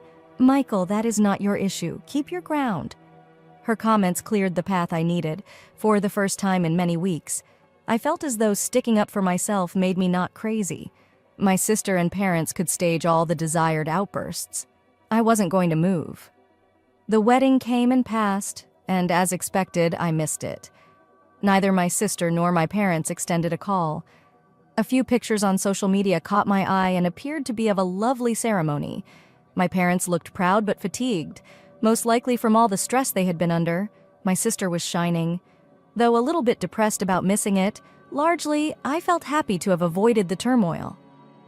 That weekend, Taylor and I were at the lake cottage savoring the peace. We watched a movie together, made a great meal, then headed out on the lake. It was laid back and easy, exactly what I needed following weeks of conflict. I felt, for once, not like I was walking on eggshells around my house. My mother contacted a few days following the wedding. Not equipped to cope with whatever guilt trip she had scheduled, I let it go to voicemail. When I did at last pay attention to the message, it was what I expected. She sounded depressed and nearly defeated. "Michael," she replied, "we missed you at the wedding. Your sister is still offended, and I have no idea whether things will ever be the same between you two." Simply said, "I hope you understand how much this has damaged her and us. We raised you to give family great thought, and this is not the Michael we know." I responded with nothing and erased the mail. I knew what she was trying to do, and I wasn't going to let it define me. I had chosen. My parents had decided upon theirs. That was on them, not me, if they couldn't honor my limits. Ultimate version. I assumed the drama would pass following the wedding, but naturally I undervalued my family's capacity to harbor resentment. Though it changed from pure wrath to a tone of disappointment, like I had personally failed them, my mom and dad carried on their guilt-tripping campaign. A week or so after the wedding, one day I received another voicemail from my mother. "Michael," she said, her voice gentle yet strong, "why you're doing this escapes me. Your sister is heartbroken. She expected you would be here for her, but instead you let her down. From this, I'm not sure where we're headed." I listened to it, rolling my eyes. Their remarks lost their sting by now, compared to earlier times. I had spent too much time pondering whether I truly was the selfish one in this scenario. I kept second-guessing. But following all of this, I realized I wasn't. This had nothing to do with my conceit. It was about their defying regard for limitations. As usual, Taylor was my rock. You owe them nothing at all. One evening, as we sat before the fire pit we had created together, she recalled me. More than enough for your sister has you done. They simply can't deal with your last no. True was it. Years of dependability have gone around me. The one they could rely on to get back on his feet when times were hard. My sister, on the other hand, had always been puzzled. Though it meant putting me on the back burner, my parents went over backwards to make sure she was delighted. Though I had grown used to it, this time they had gone too far. A few days later, my sister texted me. Opening it let me wonder what to expect. Perhaps another charge or some passive-aggressive comment, but instead it surprised me. Hey, she produced. I knew the lake house was not legally yours. Mom and Dad informed me you were simply living rent-free. I had no idea they paid for my college with it sold. I apologize for presuming I could use it without asking. Though that wasn't exactly an apology, it was a start in the correct path. She seemed to be at last seeing the whole picture. For that, I was also appreciative. I gave great thought to how to reply. Though I wanted to let her off the hook entirely, I also didn't want to revisit the whole dispute. I finally chose something basic. Many thanks for getting in touch. Together, Mark and you should be happy. Tell me whether you ever wish to chat. She replied nothing, but I didn't take it personally. At least she would recognize the circumstances, even if it would not solve all problems. The next 3 weeks saw everything calm down. Although my parents still hardly communicated with me, it was okay by me. I was in need of space. Taylor and I concentrated on our lives at the lake cottage, organizing little tasks and forward-looking plans. Eliminating the drama and concentrating on what was important felt nice. One afternoon, my Aunt Carol called me. "In what state are you in?" she inquired. "Better still," I mentioned. "Things are at last beginning to settle down. That's great to hear," she said. "Just keep in mind, you are not the evil person here. Although your sister and parents might not recognize it yet, by defending yourself, you have done the right thing. Let them not cause you to question that." Her comment stayed with me for a very long time. I had neglected my own needs in favor of being so committed to maintaining the peace. But this had made me draw a line. And I never felt bad about putting myself first in my life. Looking back, this whole process really helped me learn about self-respect and limits. It's okay if my family might never completely get my point of view. What counts is at last my learning to stand my ground. The lake house serves purposes beyond mere residence. My house is where I am. Taylor and I have lived our lives here, and I won't let anyone take that away from me. About my relationship with my sister and parents, I have no idea what the future holds. Perhaps gradually things will get better. Another possibility is they won't. In either case, I feel good about my choice. Right now, I'm mostly concentrating on the life Taylor and I are creating together. Though it's not flawless, it is ours, and that is sufficient. Story 4. The title of this is Story. Sister assigned me guilt over her divorce. My family supported her, but 3 years later, karma hit. Hi everyone, I wanted to share something actual with you. The channel has been slowing down a little lately. Honestly, I spend a lot of time and effort locating these stories to keep providing the greatest content. Should you value what I do, it would mean the world. Should you click on the subscription button? Your help truly makes all the difference and keeps this path under continuous strength. Many thanks for being here with me. Let us now launch the film. Op begins by saying, "Growing up, it was like my sister Hannah could do no wrong. Particularly my mother, my parents lavished constant affection on her Dot. The younger sibling, the afterthought, was me. Hannah got it if she desired something. There are no questions asked. If I wanted anything, I was told, 'You must gain it.' Not always either were major events. Little things like having the TV remote for the evening or getting the last slice of pizza. It was automatic with her around. Under my direction, it was conditional. When I became 10 years old. If I hadn't, I would have stopped bothering to ask for much. Rejection was not a possibility. I would instead quietly make do with what I had. looking to stay away from conflict. Hannah is. She flourished in front of others. She would boss me about, and when I objected, my parents would tell me to quit being challenging. I can't count how often I heard Hannah say she is older. She is more informed, even in cases when she obviously didn't. The worst of it was that back then, I did not even despise her for it. I aimed to be like my sister. I absolutely did. I wanted to think we shared the same team. She hardly handled me like we were, though. If only she could toss me under the bus to maintain her good reputation with our parents. She wouldn't second guess. As we grew older, that tendency stayed the same. Hannah engaged Jacob, a guy I honestly felt was far too good for her, by the time she was 25. In all respects, he was the exact reverse of her, grounded, matured, and polite. Marriage, I believed, would enable her to develop outside the self-centered bubble she inhabited. Jacob might be the steadiness she required. It even seemed like that for a while. Jacob seemed committed to Hannah, and Hannah looked really content. Old habits are difficult, though, and the fractures began to show a year after their wedding. She was not disguising her conduct either.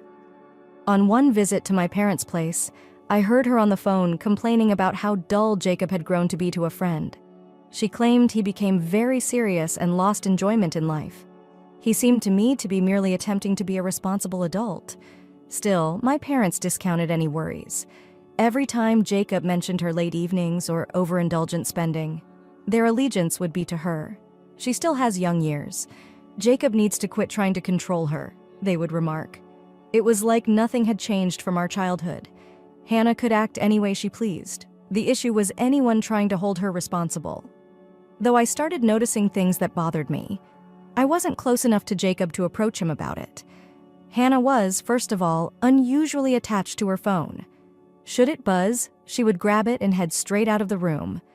Should Jacob inquire about it, she would dismiss it with a vague response or advise him not to worry about it. She seemed to be challenging him to go further so she could accuse him of being domineering. For me, the turning point was reading a note on her phone. I wasn't looking about for hints.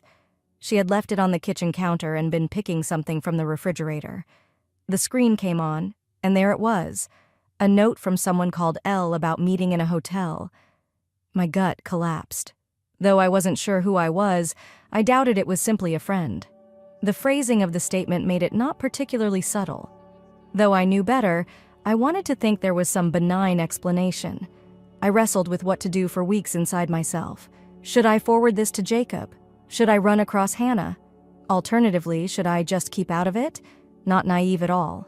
I understood, should I say anything, the consequences.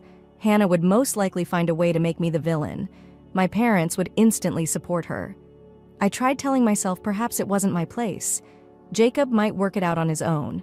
Still, deep down, I knew I was simply afraid. Things got more intense a few months later when Hannah brought Noah, a friend from her new work, into our lives. I knew there was more to the story from the time I met him. He was kind, yes, but the way he and Hannah communicated was not how friends behaved. They whispered discussions, shared inside jokes, and were far too close physically. It was not even subtly different. Jacob was restless as well, but he said nothing. I concluded he was trying to believe his wife. Noah was loved by my parents in the meantime. He always knew the perfect thing to say, was courteous, and dressed nicely. They either didn't see or perhaps didn't want to see how he and Hannah interacted around one another.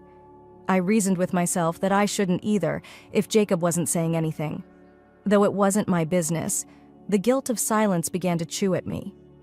When Hannah asked Noah to a family cookout, the last straw appeared. The cookout was meant to be an easy family gathering. My parents asked everyone to have burgers, beverages, and a laid-back evening in their garden. I wasn't very excited to go. I seldom ever participated in family functions, but Rachel persuaded me she would assist to reduce the stress I constantly felt around my parents and Hannah. I agreed, thinking it would not hurt to show up for a few hours and leave early. At first, everything seemed good when we got there. Hannah was mixing with some of the neighbors while Jacob was assisting Dad at the grill. Rachel welcomed everyone kindly and made every effort to fit in, given how little my family had made her feel welcome in the past. She said nothing specifically, but I know she observed how different the environment was for Hannah. Laughing at her quips and hanging on every word, everyone turned toward my sister. She seemed to be the sun, the rest of us planets in her orbit. Noah then materialized. I had no idea he would be present, and given Jacob's expression, neither had he. Carrying a six-pack and welcoming everyone like old friends, Noah walked in like he owned the place. When Hannah spotted him, her face came alive, and she almost went over to hug him. Jacob stared down at the ground, and I felt secondhand shame for him. Noah started whirling the pot not long after. Among those who couldn't resist defining everything about themselves was him. He was cracking jokes at everyone's expense, including mine, minutes later. "Hey, how are things with the younger brother?" Still following Major Sis closely. Smirking, he asked. I laughed forcedly and turned away from him, but Rachel seemed to stiffen next to me. The turning point arrived when Noah focused on Rachel. He asked her where she was from, what she worked for, and then, without missing a beat, made a remark on how I'd really lucked out with her. It wasn't complimentary. That was the kind of backhanded comment that made it abundantly evident he felt I didn't deserve her. "Man, you really have some great appeal to land someone like her. She is, after all, far above your level." He laughed. Rachel tried to dismiss it and grinned pleasantly, but I could see her eyes were uncomfortable. Though I knew it would just make things worse, I wanted Noah to stop. I said nothing, thinking he would become bored and walk on. He lacked. Noah continued to find means to needle me as the evening progressed. He would dig slightly about my work, my car, even my shoe choice. I could take care of it. People like him were what I grew up with. He did, however, then cross a line. Rachel was standing near the table chatting to my mother when Noah unintentionally knocked over her cup. She gasped and looked down in shock as the soda saturated the front of her dress. Oh no! Someone seemed suited for a wet t-shirt competition. "Laughing like he just told the best joke in the world," Noah said. Rachel looked as though she might be crying, and her cheeks grew brilliant crimson. That summed it up for me. To atone to Rachel, I went over to Noah and told him loud enough for everyone to hear. He gave me the impression of having grown a second head. "Calm yourself, guy," he remarked, shrugging. "It was only a joke. I'm sorry." I went back again, my voice steady yet firm. Before Noah answered, Hannah leaped in. "Oh, come on, that wasn't all that severe. You are oversensitive quite a bit." Not like he intended to let loose. My ire bubbling over, I turned to her. "Are you right now really serious?" "In front of everybody," he embarrassed Rachel. "And you are speaking for him?" Hannah let her eyes roll back. "You're depressing the atmosphere. Could you kindly let it go for once? That's a party." My parents naturally sided with her. He intended no damage at all. "You're blowing this completely out of proportion, according to my mother. Why not you simply say apologies and let's go forward?" What I was hearing defies belief. Being urged to shut down and follow whatever Hannah wanted felt like I was a young child once more. Something inside me cracked. Years of hatred and frustration spilled forth, and I stopped giving any thought to the outcomes. "You want to discuss souring the atmosphere?" I pointed straight at Hannah and said, "Why not share with everyone what actually is happening between Noah and you? Or ought I to do it for you?" The backyard became quiet. Hannah's face went white, and for the first time that evening she lacked a witty comeback. I inhaled deeply and then kept on. "You believe nobody picks up your two's interactions around one another? The covert appearances and private talks? Do you suppose Jacob overlooks it?" Jacob's eyes opened and he turned to see Hannah, whose head was whirling violently. She said, her voice quivering, "Don't listen to him. He merely wants to stir up controversy. Am I too?" I rebuffed since I have photographs and texts contradicting each other. "Are you game to see them? At that point, should we let Jacob make decisions?" Jacob got up. His face showed a mix of sadness and rage. "Whose writings?" His voice faltered as he asked. I got out my phone and showed him the screenshots I had saved, the notes on Hannah's phone and the images of her and Noah leaving a hotel together. Quietly staring at them, Jacob then turned to face Hannah. "Is this accurate?" he queried. Hannah said nothing. She simply stood there, embarrassed and flushed from wrath. "You really are a liar," she yelled at me last. "You have always been envious of me, and now you are trying to destroy my life." Hurrying to defend her, my parents accused me of being nasty and causing a disturbance. "In what way might you treat your sister?" Grasping me angrily, my mother asked, "You are pulling apart this family." It astounded me. They still refused to hold Hannah responsible, even with the facts right at hand. I watched Jacob, now packing his belongings and getting ready to go. "I am sorry, sir," I said. "I felt you ought to know." He nodded, his face blank, then left without another word. The BBQ was anarchy at last. Hannah was shouting right at me. Noah had vanished some time during the fight, and my parents were screaming. Rachel said, "Let's go," reaching for my hand. I experienced an unusual mixture of relief and anxiety as we left. At last I had spoken up for myself, but I knew the consequences were only starting. I realized my relationship with my family would never be the same following the BBQ. By revealing Hannah for what she had done, at least in their perspective, I had gone too far. But I felt nothing guilty about it. Though none save Jacob valued it, I felt as though I had done the proper thing. Still, the days after the BBQ were among the loneliest and most draining of my life. The reaction began not too long ago. Hannah wasted no time whirling the narrative to suit her, crying about how I had wrecked her marriage and lied about her relationship with Noah. She called our parents the next day. She said I had always been envious of her success and had at last discovered a means of undermining her happiness. Her throwing me under the bus startled me not at all. It was like a textbook, Hannah. Shock came from the speed with which my parents sided with her. "You need to correct this." When my dad phoned me that afternoon, he said, "Already you have done enough damage. Your sister is broke." Broken? I pushed back. "For months she has been cheating on Jacob, and you are blaming me for revealing her? You are not even listening to yourself. She dropped a mistake, but you wouldn't want her dirty laundry on display for everyone." His voice became sharp. "You acted cruelly, horrible." What I was hearing defied belief. She is the one who has been lying, cheating, and depressing everyone else. I am, however, the issue. After everything, you really will keep defending her? You have always been tough. As she answered the phone, my mother interrupted. "Hannah has always made every effort to keep the family together. You have, however, never valued her. And right now, you've gone too far." It was there. The same story I had heard all of my life. The golden kid was Hannah, the glue binding the family together, while I was the younger, rebellious, unappreciative sibling. It made no difference if I had evidence of her adultery or if Jacob had left for her acts. I was the villain to them for confronting her. My dad gave me an ultimatum at the end of the talk. "You are not allowed in our house longer unless you tell your sister you were lying and own it." I hung there silent, not saying another thing. "I'm sorry." For whom? Speaking truthfully, I could not do that either, not following all that had happened. But hearing those remarks, I knew I wasn't accepted in my own family. Still strike harder than I anticipated. My rock through it all was Rachel.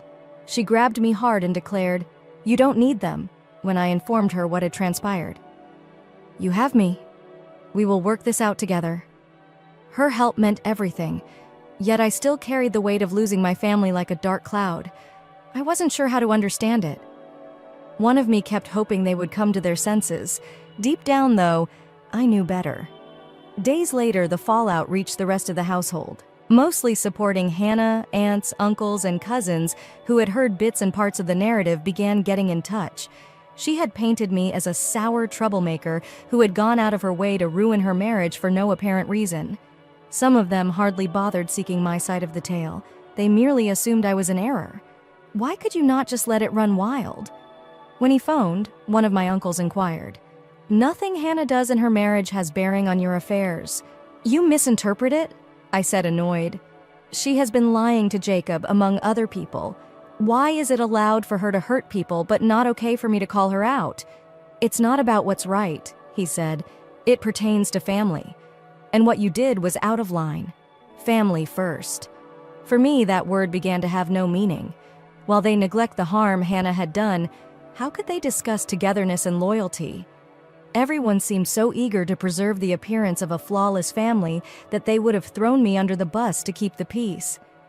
Nothing else to turn. Along with Rachel, I packed my belongings and left the state. Though it was not a simple choice, it seemed as if it was the only option to really start over. Maintaining close proximity to my family would simply mean more strife, more accusations, and more suffering. For the first time in years, Rachel and I felt like we could breathe after finding a little apartment in a city a few hours away. Those early several months were difficult. I had to pick a new career and get used to living free of support networks. Rachel was amazing all around. She kept me upbeat and reminded me that we were creating something greater for ourselves. Still, occasionally the weight of it all seemed intolerable. I would lie awake, mentally going back over talks with my parents and wondering whether there was anything I might have done better. But over time, I began to heal. After landing a solid job at a nearby company, Rachel and I grew even closer as we worked through obstacles together. A year later, we started dating, and for the first time in a long time, I felt truly joyful. Rachel was independent and had a consistent salary. I had never before. Though imperfect, it was sufficient. Regarding my family, I heard from none. Not one call, not one text, not one email. It felt as though I had been totally deleted from their life. I tried not to focus on it, but occasionally the quiet hurt more than I cared to acknowledge. Though I kept telling myself I didn't need them, part of me yearned they would reach out, just to honor the suffering they had inflicted. 3 years went by, and life kept on its steady march. After a little ceremony surrounded by close friends, Rachel and I began saving for a house. I felt I would be leaving my family problems behind me permanently. One typical afternoon then, everything changed. I spotted her as I was grabbing lunch through a McDonald's drive-thru. She took payments, distributed orders, and was working the window. First, I thought I was seeing things, then our eyes locked. Her face went white, and she turned aside rapidly, acting to ignore me. I stood there in shock. Working at a fast food restaurant in a rather different state, Hannah, who had always been the golden child, the one who could do nothing wrong, was in. Questions tore across my brain as I left with my order. Had she vanished from sight? Why was she in this place? And where were our folks living? The picture of her appearing worn out and demoralized despite all she had done would not leave me. I could relate to her on some level. But another part recalled all the suffering she'd brought about, and I wasn't sure if I wanted to seek the answers to my questions, or if I really cared. Update 1. I couldn't picture Hannah out of my head. Seeing her behind the drive-thru window was strange. This sibling had been untouchable for most of my life as well. She was the golden child, the one that always got back on her feet, whatever the frequency of her stumbles. For a few days, she appeared battered, exhausted, human. I tried to force the meeting out of my mind. Rachel questioned what was going on as she observed I seemed unfocused. I told her about seeing Hannah and how it had awakened long-suppressed emotions I thought I had buried. Rachel reminded me that I had no obligation, but she did not prod me. She whispered softly, "You owe her nothing," not following her behavior toward you and us. Of course, she was accurate. Not to mention how she had embarrassed Rachel at that BBQ years ago. Hannah had brought me so much suffering. Still, a tiny bit of me wondered what had happened to her in spite of all. She was working in another state at a McDonald's? Why? And where during all of this were my parents? At last, curiosity won out over me. I resolved to return to the McDonald's and try to chat with her during her break. I wasn't sure what I was aiming at. Closure can provide just the gratification of seeing her squirm. Though not sure, I felt I had to do it. "You desire what?" Her voice flat but defensive, she asked. Keeping a cool head, I sat down across from her. "You were seen the other day," I replied. "I merely wanted to find out what happened." She turned aside, fork stubbing at her salad. "Why do you give this thought?" She whispered a whisper. "You've made it really obvious that you no longer want me." "I'm interested," I said. "You were still living at home last I knew. You are here working right now." I waved faintly at the McDonald's across from us. "What happened?" "Hannah." She said nothing at all for a moment. Then the words began to flow, like though a dam had collapsed. She related to me how everything descended into chaos once Jacob left. Our parents, who had always encouraged her, finally broke under pressure. Her lifestyle cannot be sustained by them, particularly given her refusal of responsibility for anything. Hannah claims they kicked her out after a financial argument. She responded, her voice shaking. I had nowhere to go. I stayed in with Noah then. He claimed to have a job lined up here. We arrived in this condition then. It turned out, though, that the employment never existed, and he was fleeing debt collectors. I'm now caught here working a horrible job while he sits at home doing nothing. She stopped to wipe at her eyes. Sure, I know I made mistakes. Though I know I screwed up, right now I'm truly struggling. I only require a little assistance to get back on my feet. You can? She left off the words, but her intention was unambiguous. I looked at her, trying to sort through everything. I felt guilty for her, at least somewhat. She plainly was in a terrible state. She also lacked someone to save her from first-hand experience in her life. Another side of me, though, recalled all the suffering she had brought about.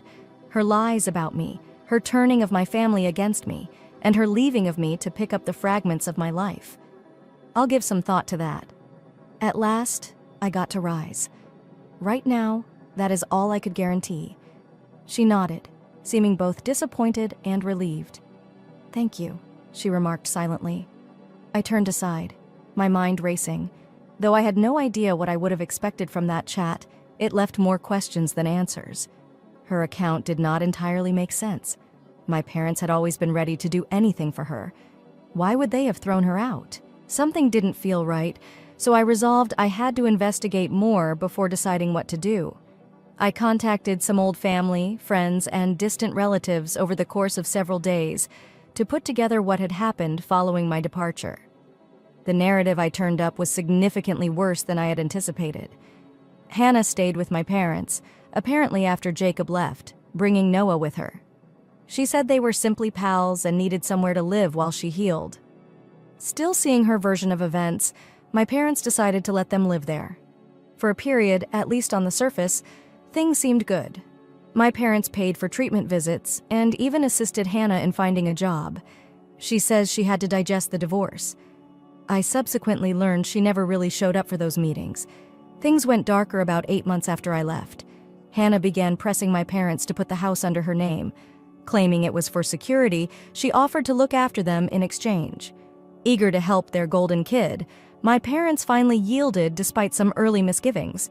But Hannah and Noah sold the house without notice as soon as it came under her ownership.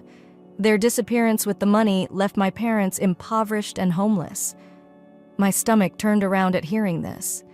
Now, living in a small, run-down apartment, barely making ends meet on my dad's pension, my parents had protected Hannah her whole life and had given so much for her.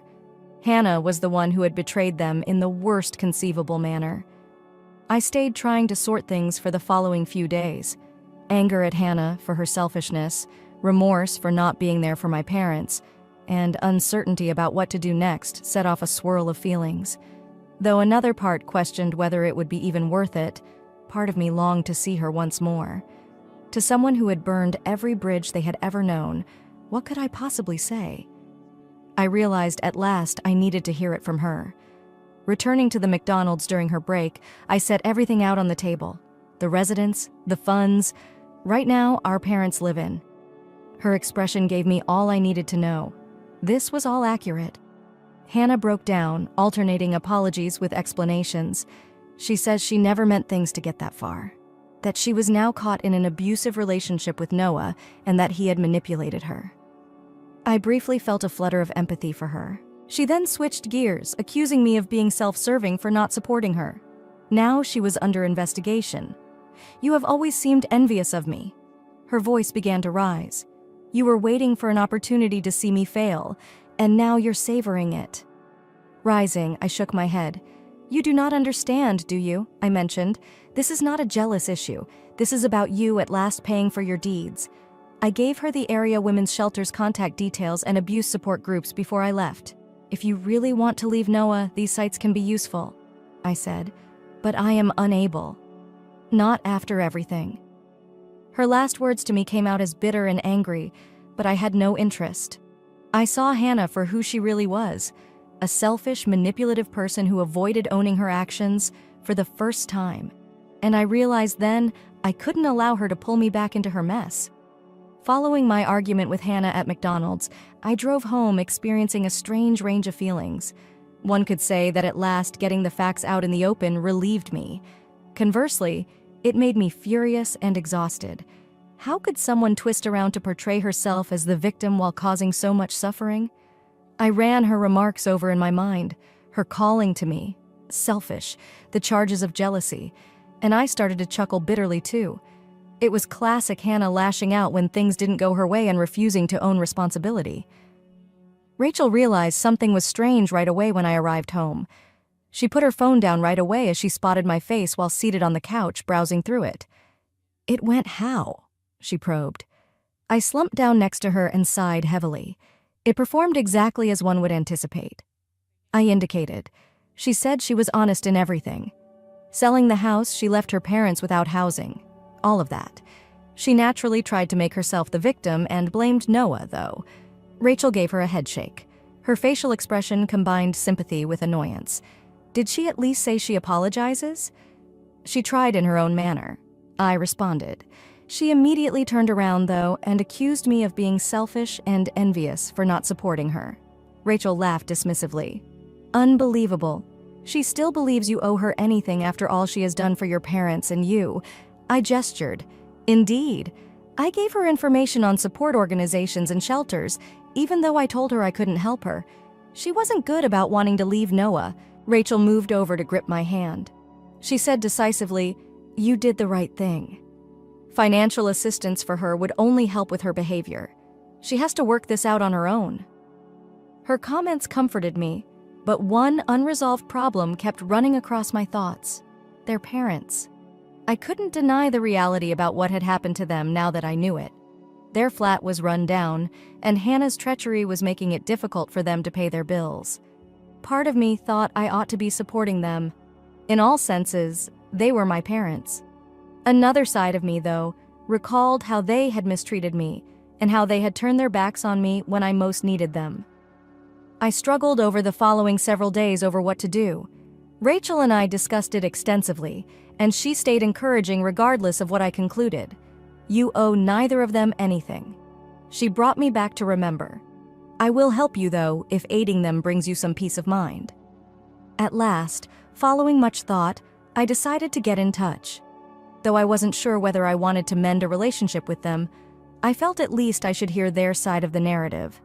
I wrote them a letter stating I was ready to chat should they be interested and saying I knew about their circumstances. I put my phone number, but omitted mentioning my address.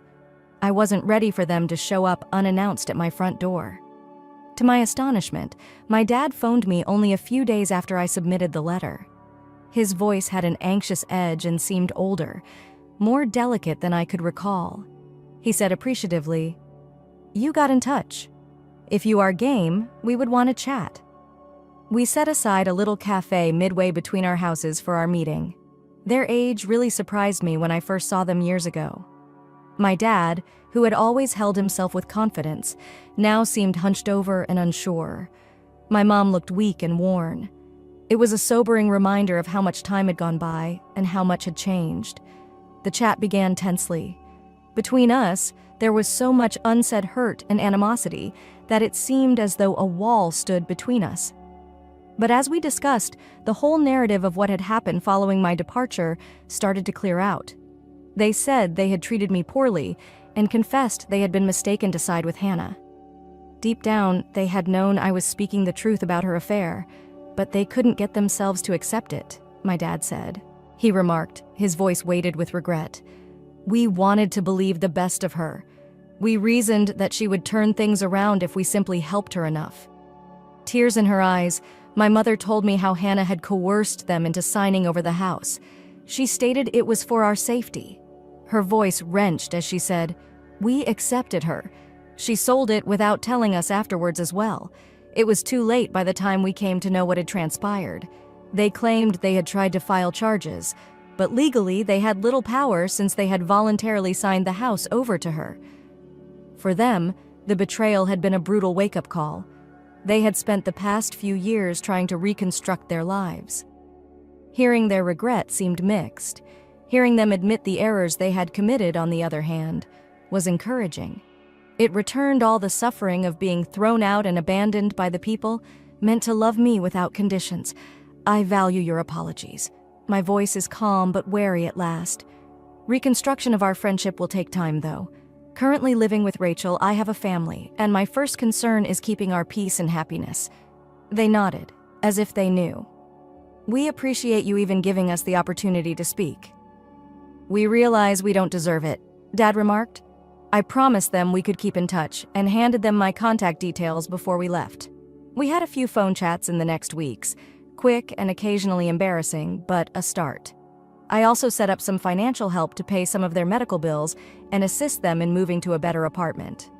I made it abundantly clear that this assistance came free of strings. I was not buying their love or wiping the past. I was doing it as it seemed like the appropriate behavior. About Hannah, I haven't heard from her since our last chat at McDonald's. Though I'm not hopeful, part of me hopes she's discovered the bravery to leave Noah and get treatment. I made mine. She made her choices.